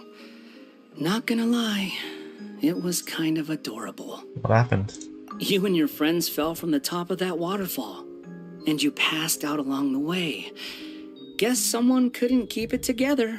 Sorry to break it to you, but crashing into the ground doesn't take you to another world. That kind of thing only happens in those stupid light novels they sell in Inazuma. Also, he kind of, set you down in Nilu's lap, so that's where you've been napping all this time. Paimon? Sorry. Oh, no. It's all right. I'm just glad you're okay. You didn't hit your head, did you? Is the dizziness gone? Feel a lot better, but it seemed like someone was talking in my head just now. Really? What did they say? Go forth and witness this world. Be nice to everyone. The fog you see around here can have a hallucinatory effect. Apparently, it's the work of that dragon. Maybe you inhaled some while you were freaking out on your way down. Traveler, Nilu, do you know this hat guy person? Oh, yeah. He's a student at the academia. We met during the last Inter-Darshan Championship. He was representing the Vahumana Darshan. Well then, hello there, friend. I'm Navia, the president of Spina di Rosula. It's very nice to meet you. So, should I just call you Hat Guy as well? Seems like that's what everyone's calling you. Sure. Whatever. Wait, Hat Guy. What's that sword around your waist? An unwelcome encumbrance, that's what. I've had it ever since I woke up here. Tried to toss it, but no matter what I do, it always reappears. Such a pain. Anyway, if any of you want the hero sword, you can have it. Wait, it's called what? The hero sword. Meant to be wielded by the hero. I know. Me of all people, right? The irony. What? You're the hero of this world? Will you calm down? It's just a dumb title. Oh, it's just that this entire time, we thought we were the heroes of the prophecy. Well, if it means that much to you, you're welcome to claim the title. You'd be doing me a favor. I'm good, actually. That's not the point! The real question is, if you're the hero, then where the heck have you been all this time? Looking for a way out. I heard there's a boat in this area that can bring you to another world. So I came to investigate. But look at the state of things around here. The lighthouse collapsed. The boat won't budge. I say we try to find a different way out. Huh. Paimon's guessing a voice told you what you were supposed to do here. That's what happened with Navia and Nilu, at least. You expect me to take orders from some disembodied voice? Hey, wait, where are you going? I mean, always tell us what he said to you. To find the so-called source of this world's misfortune. The dragon responsible for this whole mess. Wait, we came here to fight the dragon as well. Why don't we go together? Grab that dragon scale over there before you leave. It'll come in handy later. A dragon scale? Where? How did you know about it? What's it for? And... Have you ever considered keeping your questions to yourself? Because if you actually expect me to answer them all, we'll be here until the next Interdarshan Championship. You little... Paimon thought you might have learned some manners by now, but clearly not! Jeez. Oh. Choclay's not part of this event? Is that the dragon scale? Seems to be. This should do it, right? Wow, this scale is amazing! It turns everything it touches into something hard, almost like a toy block. It doesn't seem to work on us, though. It spews out poison and transmutes everything it touches. Huh. No wonder they call it the evil dragon. Your Majesty, Madam Very Brave Hero! What are you looking at me for? He's obviously talking to you. Mr. Wheel, you didn't get hurt when we fell, did you? Oh, not at all. Thankfully, the young man in the hat was kind enough to lend me a hand. There seems to be a village over here. Some of the residents used to work in the titanium mines, and some came to fight the dragon, then got stuck here. I see. I'm glad they're all safe and sound. I can try to use my magic to fold a boat to bring everyone back. Oh, I'll help too. Still, I think we need to take care of the dragon first. We don't want it to start causing trouble when we're trying to load people onto the ship. Apparently, the villagers often see the dragon fly into a space behind the waterfall. They think that's the location of its lair. Then we should look around and try to find a way in. I'll wait here for your triumphant return. Your Majesty, brave heroes, please be careful.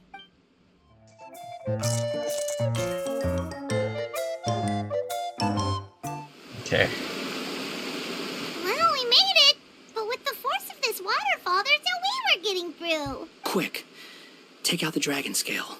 Oh yeah, that's smart. Wait, but... No. Paimon doesn't need to ask you anything. The dragon scale can turn anything it touches into toy blocks, so... Aha! You want to use it to block off the water! See? Paimon can figure things out all on her own. You wouldn't have thought about using the dragon scale in the first place without us pumping there. Okay. No, the blocks. That's kind of cool though.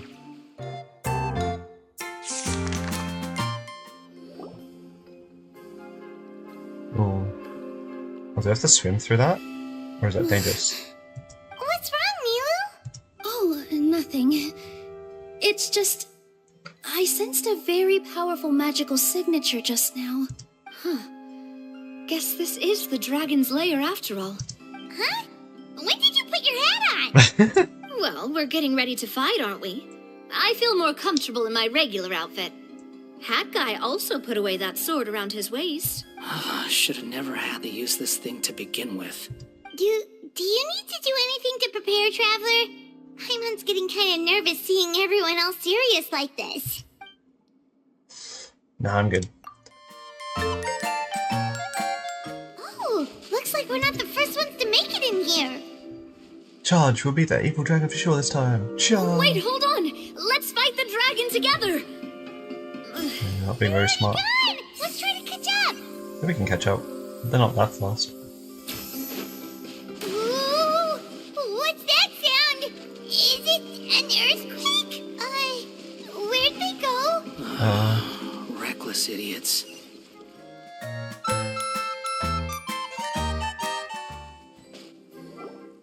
Door of Resurrection activated. This space is completely empty. Paimon bets this is where the dragon sleeps. Oh. Watch out in front! It's coming! Simyanka's evil dragon.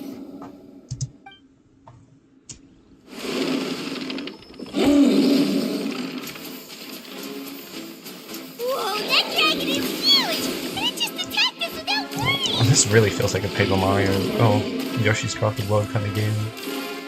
Now.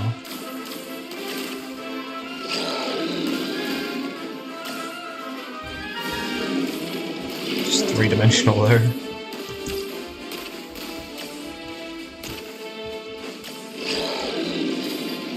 Do I have to attack it at all? Or do I just dodge?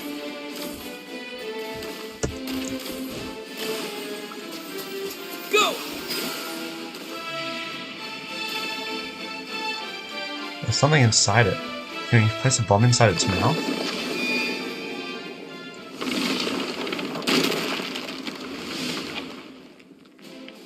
Oh. As the ground beneath your feet comes away, you feel a sense of weightlessness as you fall into the black mist below. Okay. Is that a good or a bad thing? He's here. Oh. Ah, another new soul has joined this world. But are you sure his fate will be as you described? Of course. My predictions are never wrong. I just don't like that kind of story. Then you need only do as you said, and let him find his own story within your fairy tale. You're right. Then listen closely, my child. Your name is... What? Oh. What is this place? This is where we were before. Is that water?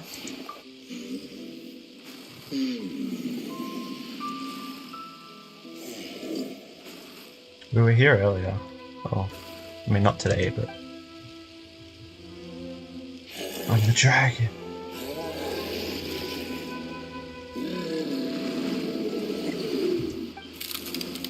Oh, what? Are we above Constellation Metropole? It's the dragon! The dragon that destroyed the titanium mines! Help! Help! Soldiers, pick up your weapons! Destroy that monster! What?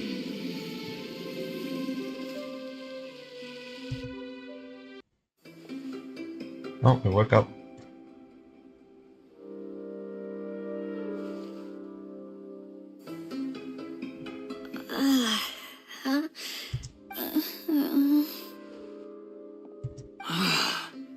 How many times am I going to have to save you? Thank you, Hat Guy.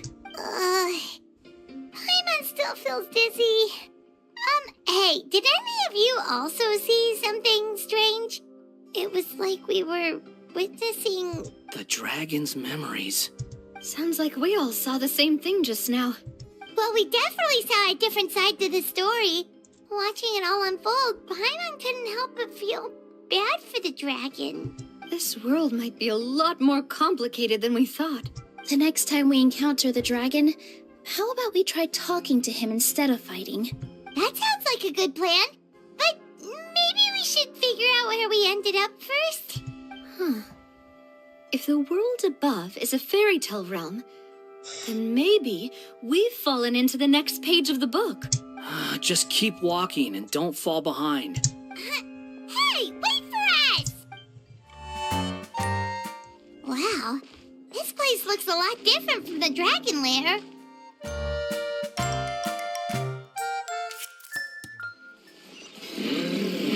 You shouldn't be here. He seems angry. We just want to talk to you. Don't get any closer. Oh, what is this? Nobody's home. Alright.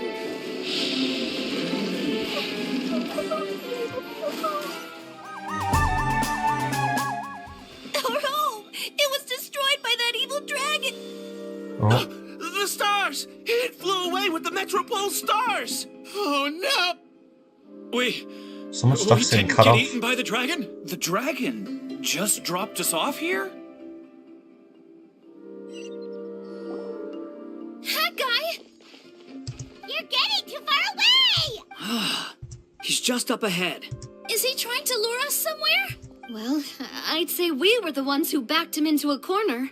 But we just want to ask him a few questions about his past. He's had year after year of people coming here to try to take his head. If you ask me, his reaction is perfectly normal. Maybe there's still something we can do to calm him down? I wouldn't count on it. Maybe his earlier attacks were just a warning. But now, he's actually getting serious. Prepare for a final battle. Sometimes, it takes a little force for someone to finally wake up. Door resurrection. Oh, stubborn beast. Ah. You really want to get beat up that bad? Its mouth is huge. Oh. Are we really gonna have to throw a bomb in its mouth? Yep. Watch out! If you fall, you're on your own this time.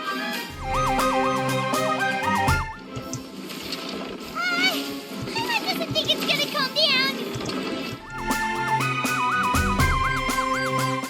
Where did those two come from?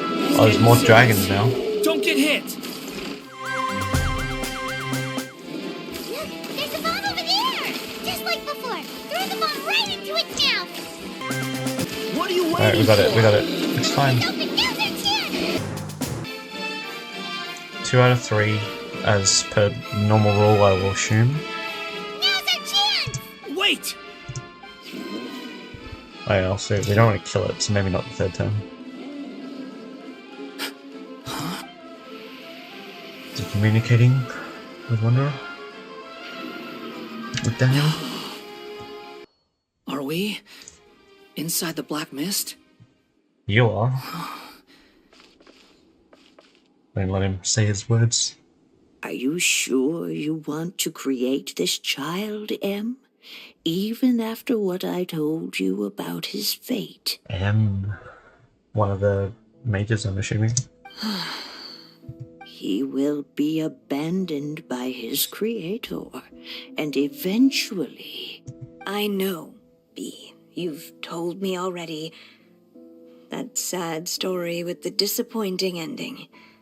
It's what happened in the real world, isn't it? But that's exactly why I want to change things. In a different world, his story can have a happier ending. That child, his heart is so full of love. I understand, Anya. But know that if you give him that name, his fate in Simulanka is destined to parallel that of his real-world namesake. But there's still a chance, right? Maybe it's a shot in the dark, but I have to try. He deserves a better life.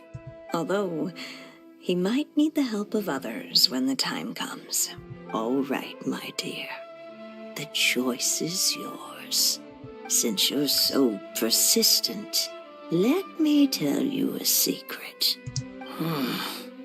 More boring fate talk. Oh, are we not going to hear the secret? Or maybe we will.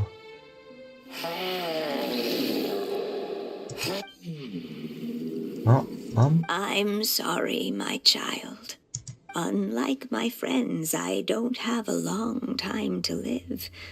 All said and done, the story of my life will be shorter than the fairy tales in this book. So I will have to leave your side, I'm afraid.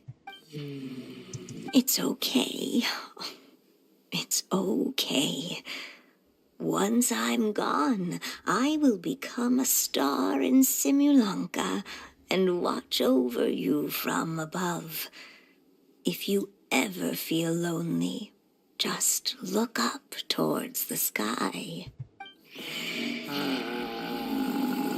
Go forth and witness this world, my child.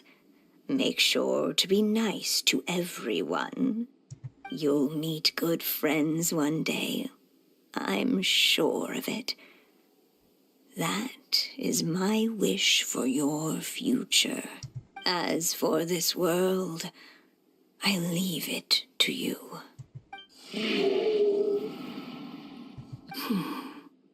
So in the end, you're betrayed too. Oh, squirrel. Hey, Mr. Dragon. I brought you some food. You must be hungry. Shh! Quiet! We can't let anyone hear us. Everyone says you're a bad dragon, but you're always nice to me when we play together. You always help me pick flowers way up high that I can't reach.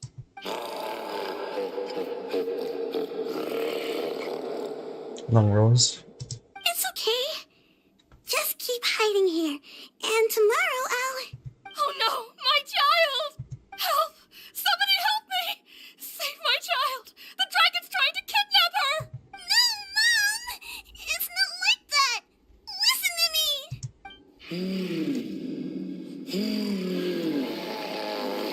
Huh? So you're hated by people too. Dragon and Wonder are very similar stories. Is that the star of the mage? So that's it. That's really your wish? To never have been born at all? That's not a fate you should wish for. Ooh.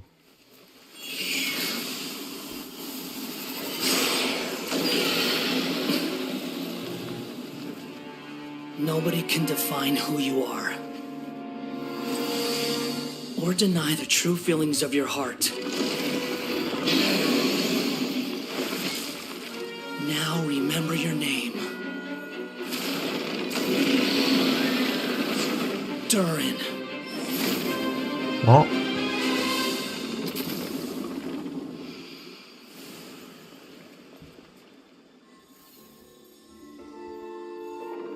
It's all right now. Oh, no. It's falling. Oh, why'd you run forward? Oh, Kara!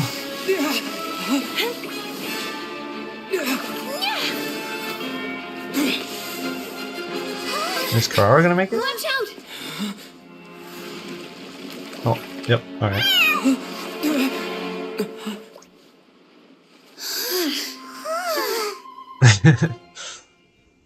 Alright. That was a close call. Are you guys alright? Yep, thanks to Kara. Back in Constellation Metropole, I heard people saying you'd gone to fight the dragon, so I followed you here. Right when I managed to catch up, I saw you fall through that hole. Wait, didn't someone else fall through just now? Shouldn't we do something? Oh yeah, Hat Guy. Well, he can fly, so he'll probably be fine. He called the dragon something earlier. It sounded like he said... Durin. That's his name.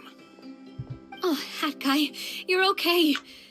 Wait, what about the dragon... Durin? He's fine. Durin.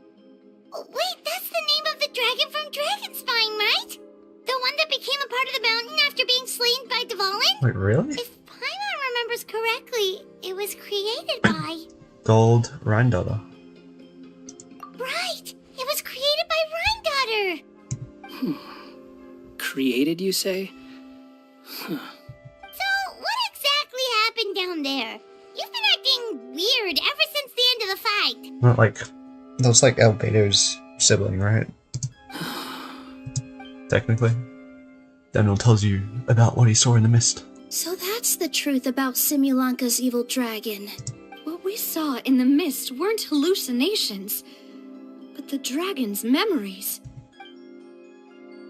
Everything I heard during my fall must have been things said to Durin in the past. Huh.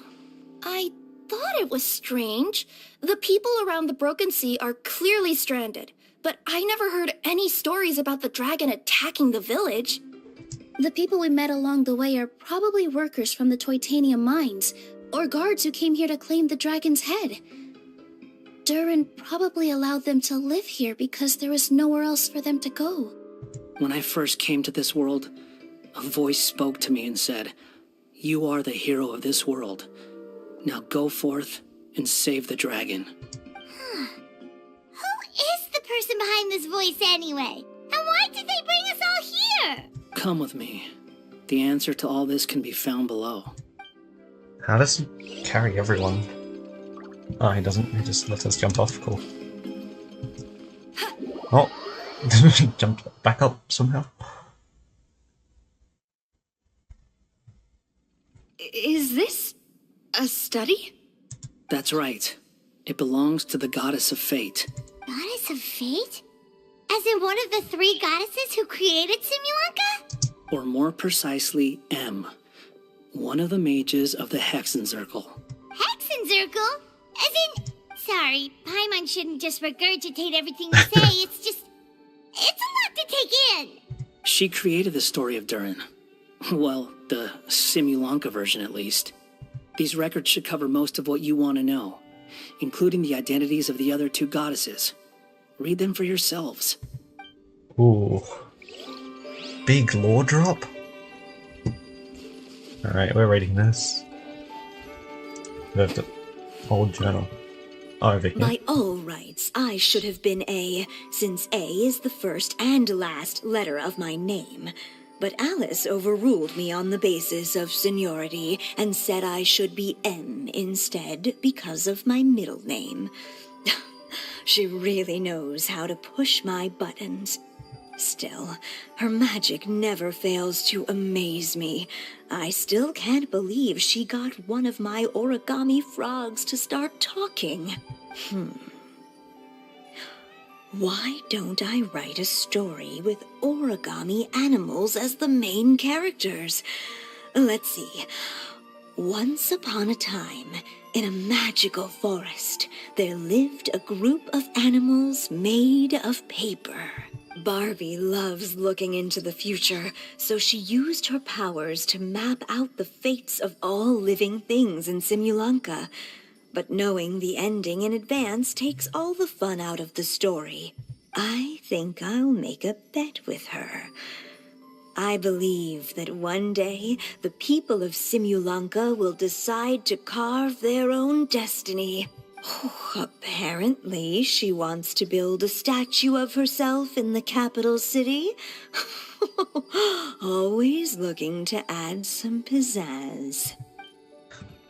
Alright. So letter, yellowed letter. My dear sisters, I fear my pen shall soon run dry. Even now, as I write this letter to you, my dexterity is all but failing me. Thank you for enjoying my stories and for creating this world for me. The time we spent together was the most wonderful youth I could have asked for. I always feel so young when we're together. A says that even after I'm gone, the goddess of fate in Simulanka will continue to exist and carry on granting people's wishes. It makes me glad. If you ever want to chat, feel free to pay a visit to the goddess statue. Just don't wish for anything weird. Alright. Now the book.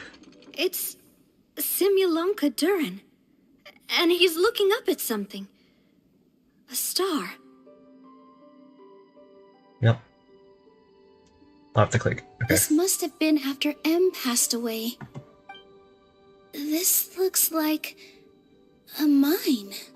Maybe the Toitania miners dug too deep? So deep that they dug right through to the world on the next page. Yeah.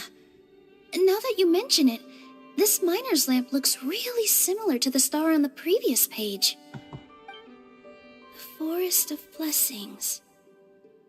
This book has been recording Simulanka's history all along. Look at the size of those footprints. If that's every time he lands, then no wonder people are so terrified of him. So that's why you took the stars. Because you missed your mom.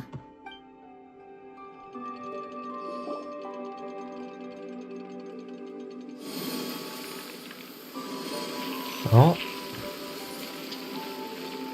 Huh. That statue looks different from the one in the Metropole. yeah. It's a different goddess. This one is the goddess of fate.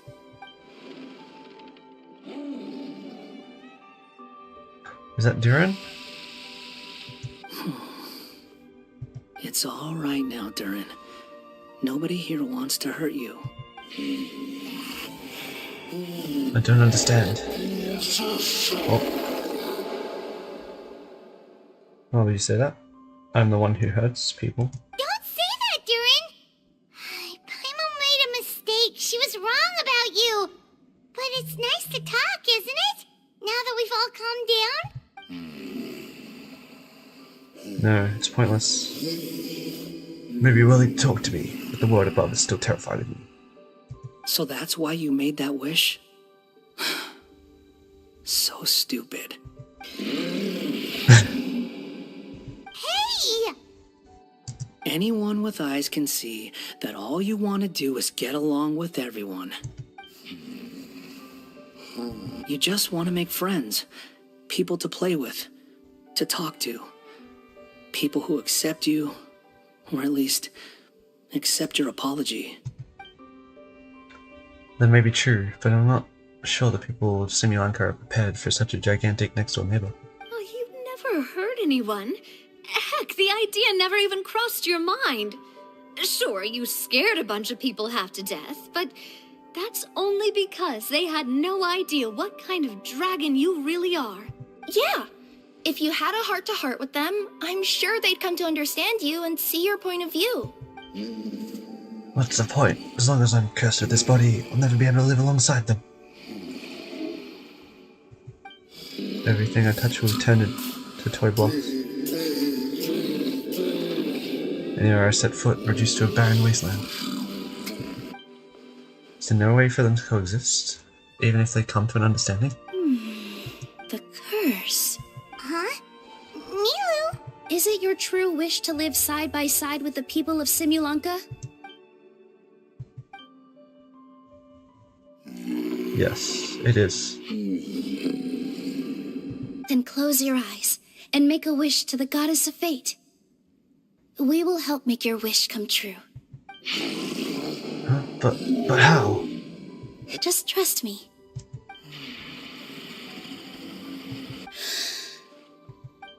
I, Nilu, the forest fairy, give to you my blessing and welcome you as a dweller of the forest.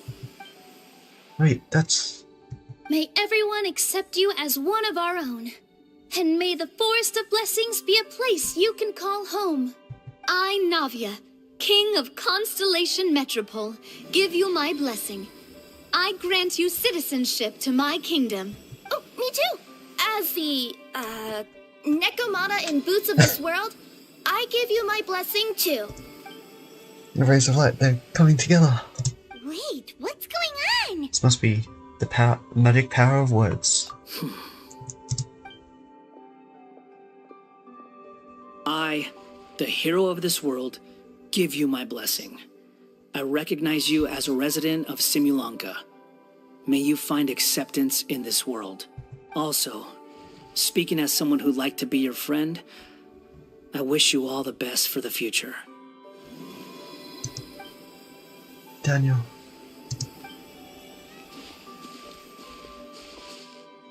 I, a traveler who has traversed many worlds, give to you my blessing.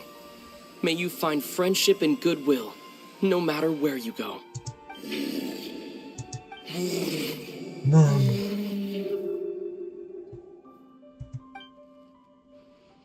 Shooting star. As for this world, I leave it to you.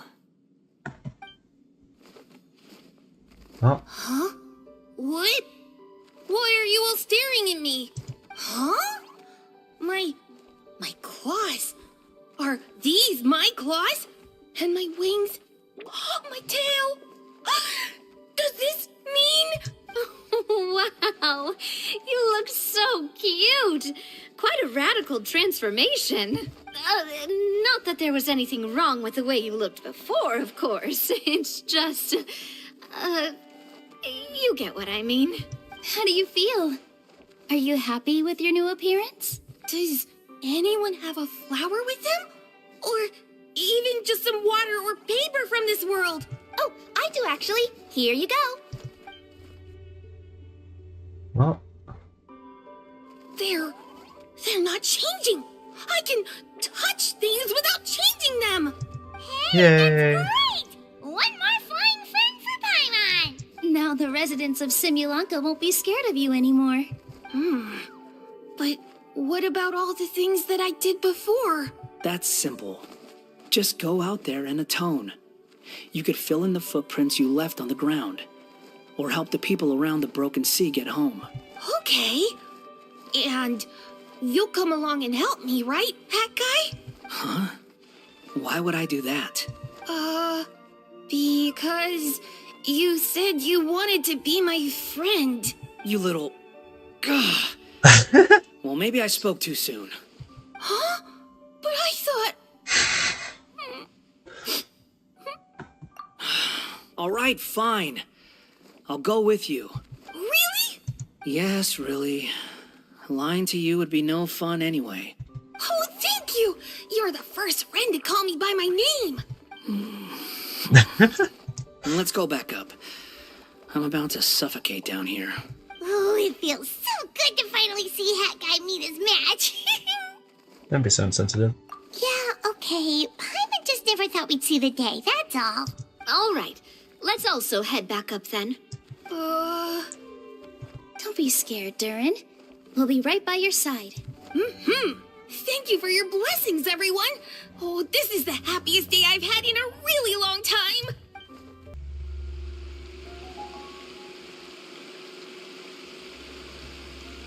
Ta-da! Surprise, everyone! Oh? Is that Alice? Street lamp? Oh my! You mean you still don't remember me after all the times we've spoken? I know that voice. It's Mom's friend. Alice. Hello there, traveler and friends. And Durin, it's good to see you. You've changed quite a lot. In fact, you look so different that perhaps I should call you Mini Durin. Mini Durin, huh? Yeah, I like the sound of that. It's nice being smaller. You must be one of the three goddesses of this world. Are you the goddess of creation? Yep, that's right. But although it's the most impressive sounding of the three, to be honest, we all made an equal contribution toward the founding of this world. If you've ever read any of M's stories, you'll know just how enchanting the worlds are that she writes about. So enchanting that I just had to step inside and explore it for real. So I got B involved, and with M's consent, created the world of Simulanka. Whoa, whoa, whoa! You're getting a little ahead of yourself. First things first, would you mind explaining what you're doing here? In fact, no! What are we even doing here? Don't worry, all will be revealed. After everything you accomplished on your journey, you're free to ask me anything you want. Let's start with your first question then. I'm here because I sensed a great magic power emanating from the book just now, and I couldn't resist the urge to peek inside and check it out. That must have been when we all gave Mini Durin our blessings, right? Yes, exactly. In the world of fairy tales, words and emotions often carry far more power than any spell. It's all thanks to your magic that Mini Durin was able to take this form. Come say hi to me, little one. Oh, look at you. You're as cute as a button. So, what about us? Was it always part of the plan that we'd come here? Plan isn't the word I'd use. If you ask me, I'd say fate works in mysterious ways. When Durin of Simulanka made his wish to the goddess of fate, it just so happened that in a world far away, all of you wonderful people were holding a copy of M's fairy tale at that exact moment. And because of your noble and kind souls, you were selected by the Goddess of Fate to come and save this world. We just found the book lying around. Now that you mention it, that's what I was doing when I was transported here. I was reading a fairy tale to some children in the Fleuve Cendra.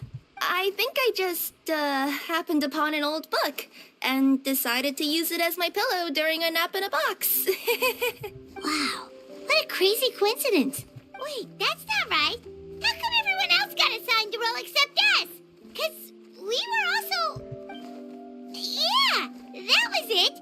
We just received a strange book and we had no idea who sent it. Then, the moment we opened it up to start reading it, we found ourselves here. You're the one who sent it to us, aren't you? Oh, is that what happened?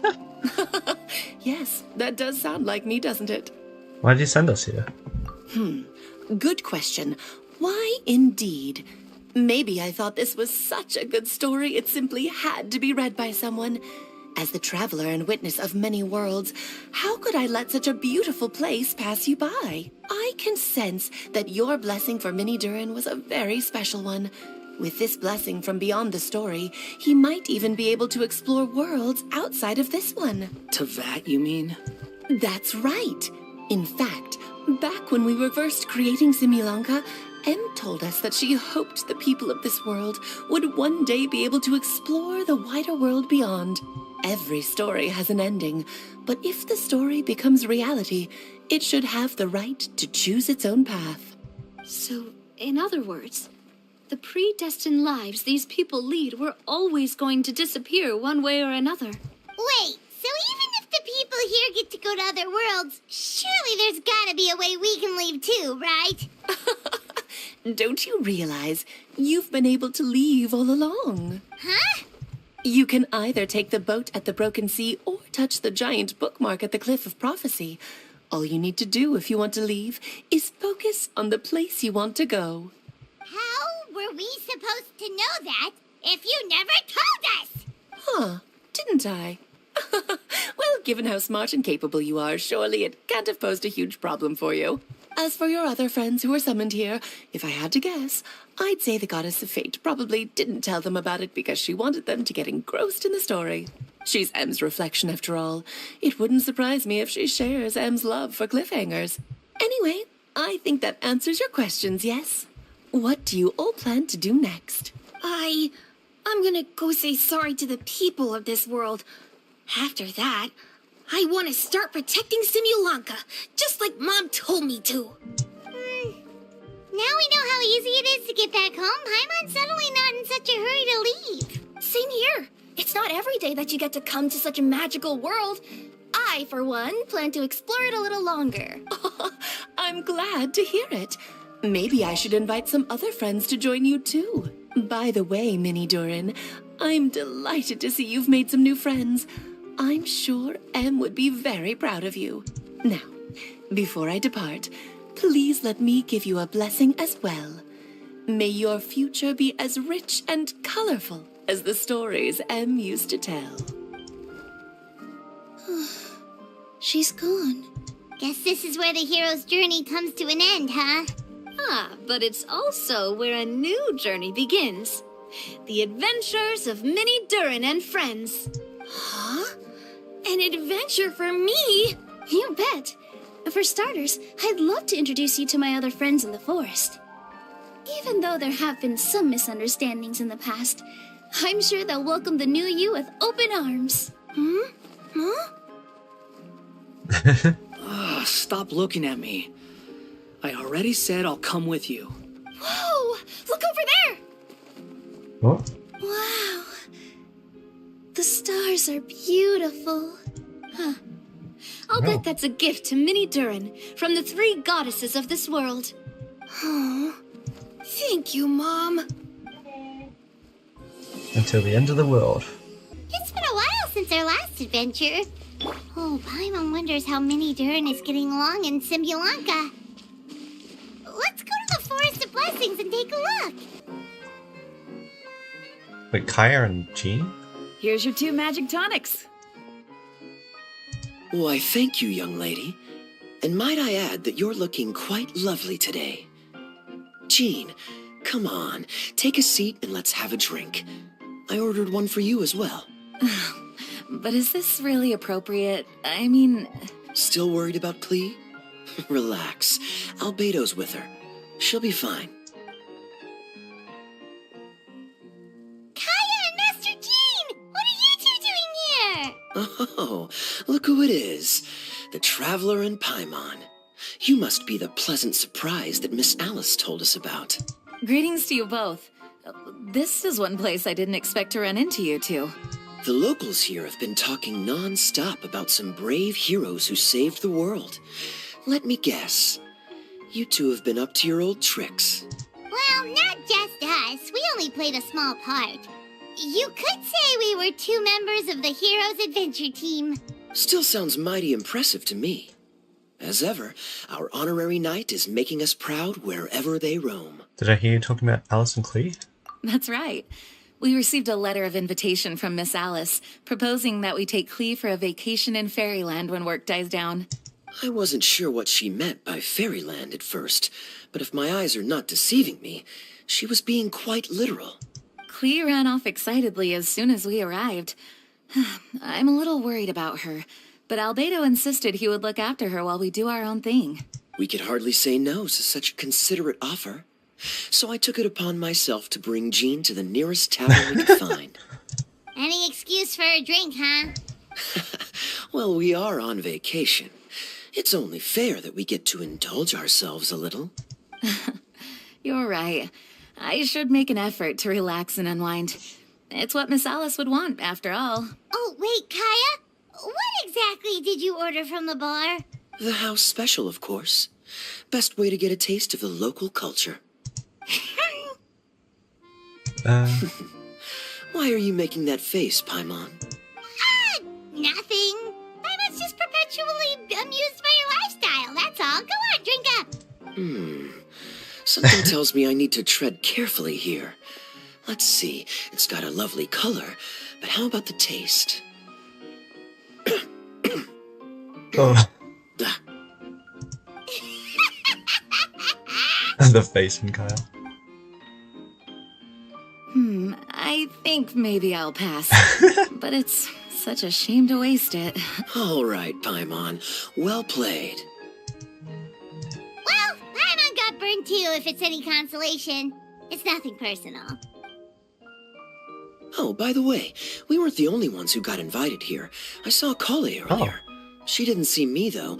She was making a beeline for that big tree. The Kingdom of Breezes and Bells, you mean? Oh, this is turning into a huge reunion. Maybe we should go say hi to her. All right. Maybe. Well, give her my regards. Will do. Enjoy your vacation. Thank you. Enjoy your time here, too. This is going to be so much more interesting than I thought it was going to be. Alright. Wait, I can talk to them again. So the magic tonic here is just writing ink? What a weird and wonderful world. Ah, Miss Citrus, do you happen to serve any beverages here that don't contain magic tonic? Of course we do. What flavor would you like? Sunsettia. Jean, you want in? Sure, I'll have the same, please. Sounds good. 2 Sunsettia drinks coming right up. Alright.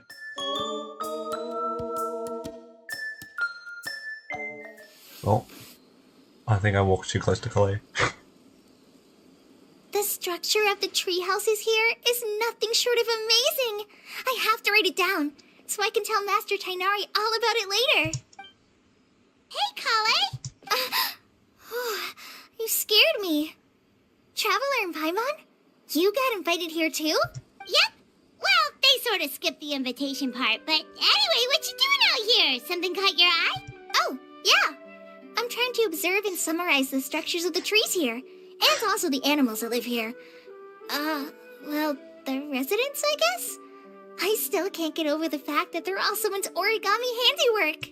Once a forest ranger, always a forest ranger, huh? Not sure you'll be able to apply much of what you learn here back home, though. With this being a magical world and everything. What? What? Over there, by the giant footprint. Have those houses always been there? What houses? Oh, those? The local flying squirrels told me that they were built by a small dragon and some guy wearing a hat. Oh, that must have been Mini Durin and Hat Guy. Any idea where they went? Supposedly, after building the houses, they went to somewhere called, Constellation Metropole? Did I say that right? Yep, you got it. Yep. Oh, also, when the locals mentioned the dragon, did they seem at all, did they say how they felt about him at all? Now that you mention it, the atmosphere changed a little when they talked about him. Oh no. They mentioned some stuff along the lines of past misunderstandings and welcoming new members. I only just got here, so I know very little about what has happened in the past. They seemed genuinely grateful for the houses, though, and said they were going to plan a welcome party. Oh, thank goodness. Whew. Sounds like the forest has begun to accept him. It's a step in the right direction. Are you looking for that small dragon? Yeah, he's a new friend we made after we arrived here. No way! Really? I'm getting more and more interested in your story. No. I've got to save it for next time. For now, I've got to make the most out of my time in this wonderful world. Oh, there's no rush. Just take it slow and enjoy yourself. Like Kaya. Oh, he sends his regards, by the way. Oh, Mr. Kaya is here too? Then I've got to go say hi to him. Well, right now he's at the tavern and he probably won't be leaving until he's drunk. Not that he'll ever reach that point because his alcohol tolerance is so high. Basically, it's Kaya. You know where to find him. You make a good point, Paimon. Then I'll focus on exploring for now and go catch up with him later. Shall we go pay a visit to the Metropole Traveler? Maybe Mini Durin and Hat Guy are still there. Oh, seems like the next By the way, spot. something pretty interesting has been happening in Sumeru recently. Master Tighnari has been working really hard on it, so if you have time, definitely go and check it out. Was that a hint towards Emily or something? Sounds good. We'll find some time in our schedule. Enjoy your field trip? Of course. See you later. Challenge failed. Oh no, we failed to talk to Polly. The origami squirrels rely on wind currents to lift their agile bodies and easily move between the trees. This has created a truly unique ecosystem. Oh no, I'm running out of pages on my notebook. Polly is becoming David Attenborough.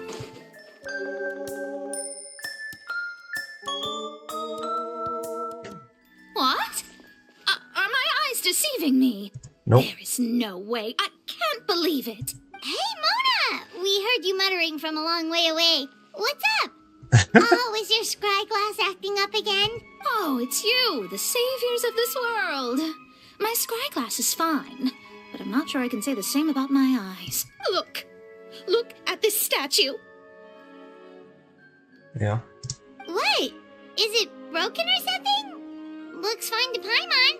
That's your master, right? AKA the goddess of prophecy? I refuse to believe it. There's no way that old hag looks anything like this. Maybe she did when she was younger? When she was younger? Oh, actually, now that you mention it, this does remind me of the fashionista phase she wrote about in her diary. She can't hear me, can she? I swear I just got chills down my spine. She might be able to. Either way, it's probably a little rude to talk about her right under her statue. But how do you know it's a statue of her if you never saw her as a young woman? I did a quick scry when I came into this world, and when I saw the stars' reflections, I was at a loss for words. It looks like fate in Simulanka is based directly on Tevat. A projection of real-world fate to form an image of reality. Or in layman's terms, basically the creator made this world inside a mirror or a lake, and this world is the reflection. Still sounds pretty impressive. The more I scried, the more familiar everything looked. It's her work, there's no doubt about it. Even so, everything's far more complex than I'd imagined. Trying to decipher it all is giving me quite a headache. I also asked the locals about her. They call her she who has dominion over the stars and the course of fate itself. Not even a pretense of humility. Clearly, she let the role of creator goddess get to her head. Not that I'm surprised in the least, of course. It certainly matches the tone of her diary. Anyway, we should change the topic. Oh, so Mona, have you seen a small dragon around by any chance? He's about the same size as Paimon, but with tiny little wings. Ah, you mean the one that caused all that trouble? I haven't seen him for myself, but I heard that he came to the Metropole not long ago to formally apologize for his actions. Apparently, he brought a huge stash of Titanium and plant oil to make amends. Most people accepted his apology, although there are some who said that they'll reserve judgment until they've seen how he acts in the future. Oh, okay. Do you know where we can find him? One moment. Oh, who's just gonna find it for us?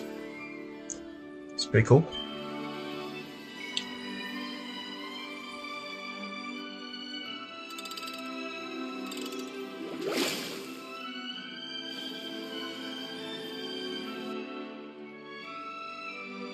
Alright. Ah, it looks like he's at the Broken Sea. There's a big group of people with him, too. Oh, cool. Wanna come with us? We can introduce you. I think I'll sit this one out. This might be the closest I ever get to meeting the old hag in her youth, so I think I'll spend some time seeing what else I can glean from her grand design. You guys have fun. Be careful, Mona. Thanks for your astrological assistance. Anytime. We'll be off now. See you later, Mona. They're really funny.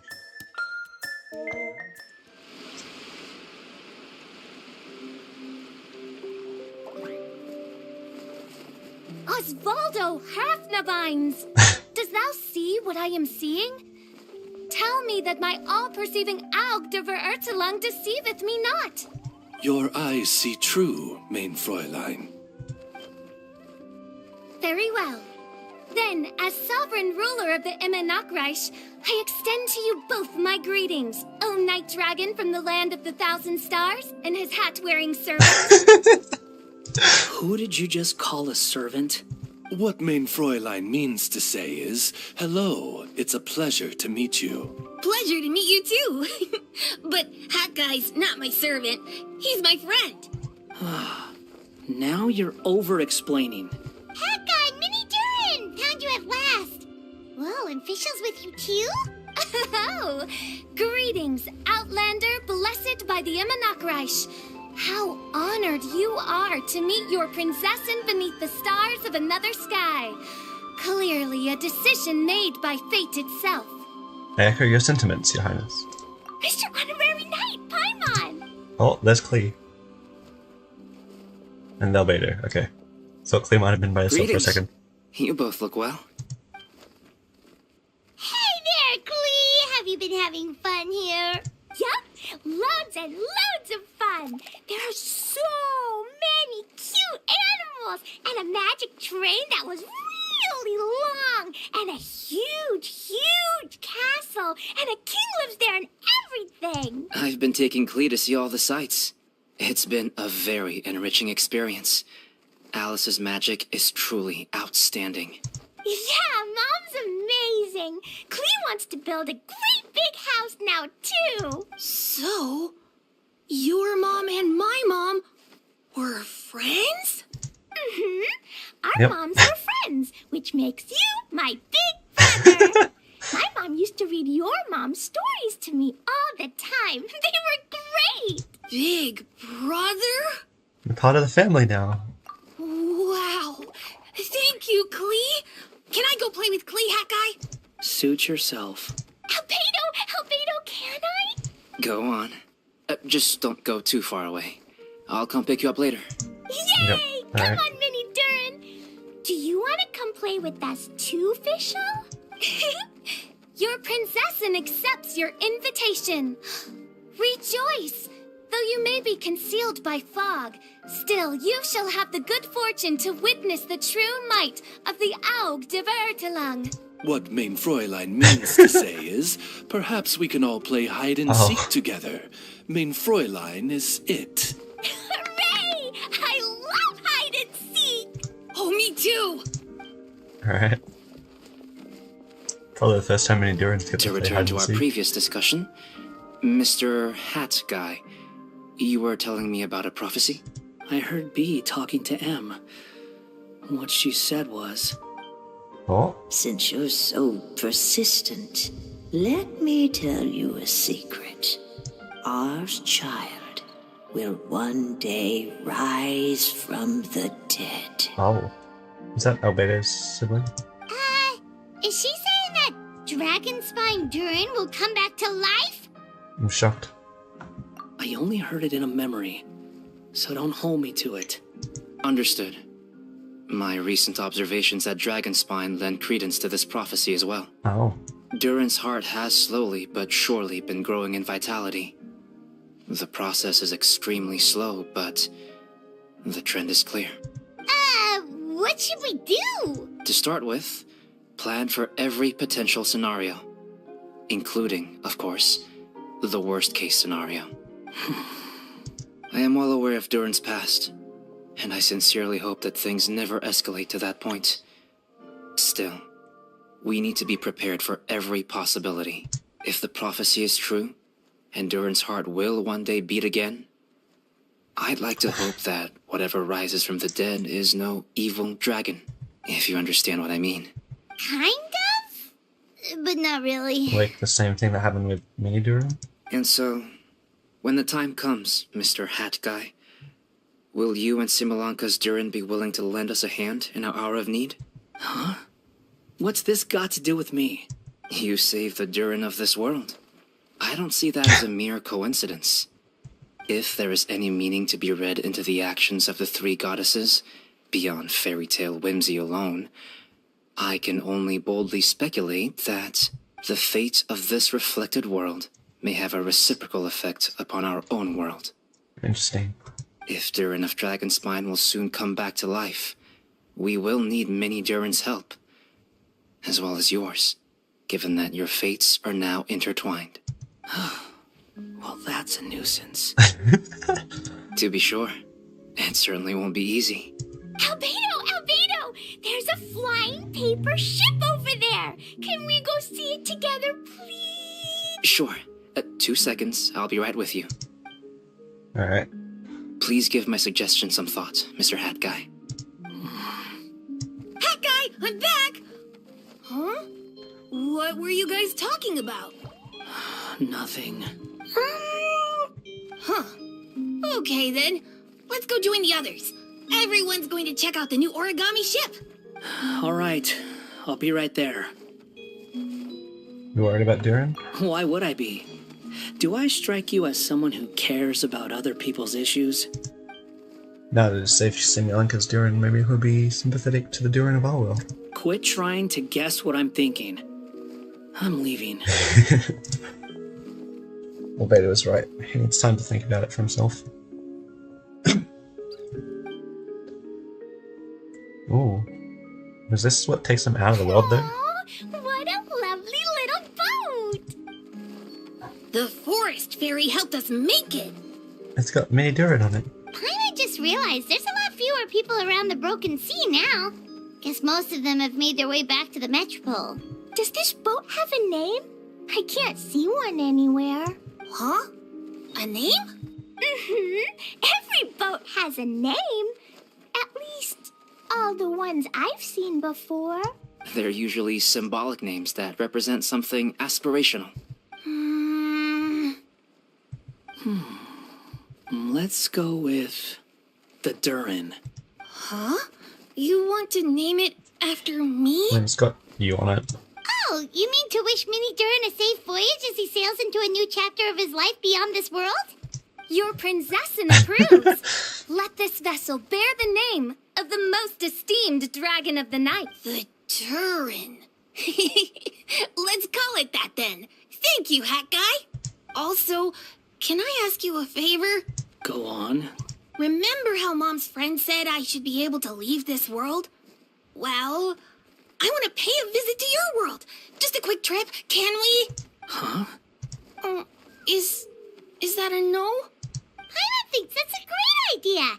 If the people of Simolanka are allowed to go to Teyvat, then what's the problem with taking Mini Durin there for a visit? I'm assuming I'll have to be your bodyguard while we're there. I can protect myself. And I'll do what you say. I won't fly off on my own, I promise. Please, can I go? It'll be up to you to stick close. If you disappear on me, don't expect me to come looking. Got it! I'll stay close! Why don't you take the Durin? Now you've given it a name, it'll be a maiden voyage for the boat and a brand new journey for you. Are you leaving, Mini Durin? Okay. Well, make sure you come visit me in Mondstadt so we can play together again. Klee will draw you a map to show you the way. Though our time together has been as fleeting as a ray of light in the depths of the long night, the Immonokreich will welcome you with the grandest of music ceremonies on the occasion of our next reunion. As surely as the stars in the sky watch over us, we shall meet again. What Mein Fräulein means is that you're always welcome to visit her at home as well. Cool! Ah, I have so many new friends now! I'm so happy! Are you done yet? If you want to leave, then get over here. Take care. Thank you, everyone! Thank you so much! The blessings you gave me are more precious than any treasure, and more beautiful than any fairy tale. Next time, it will be my turn to make your wishes come true. Can't wait to see the memes where Nahida's a grandma.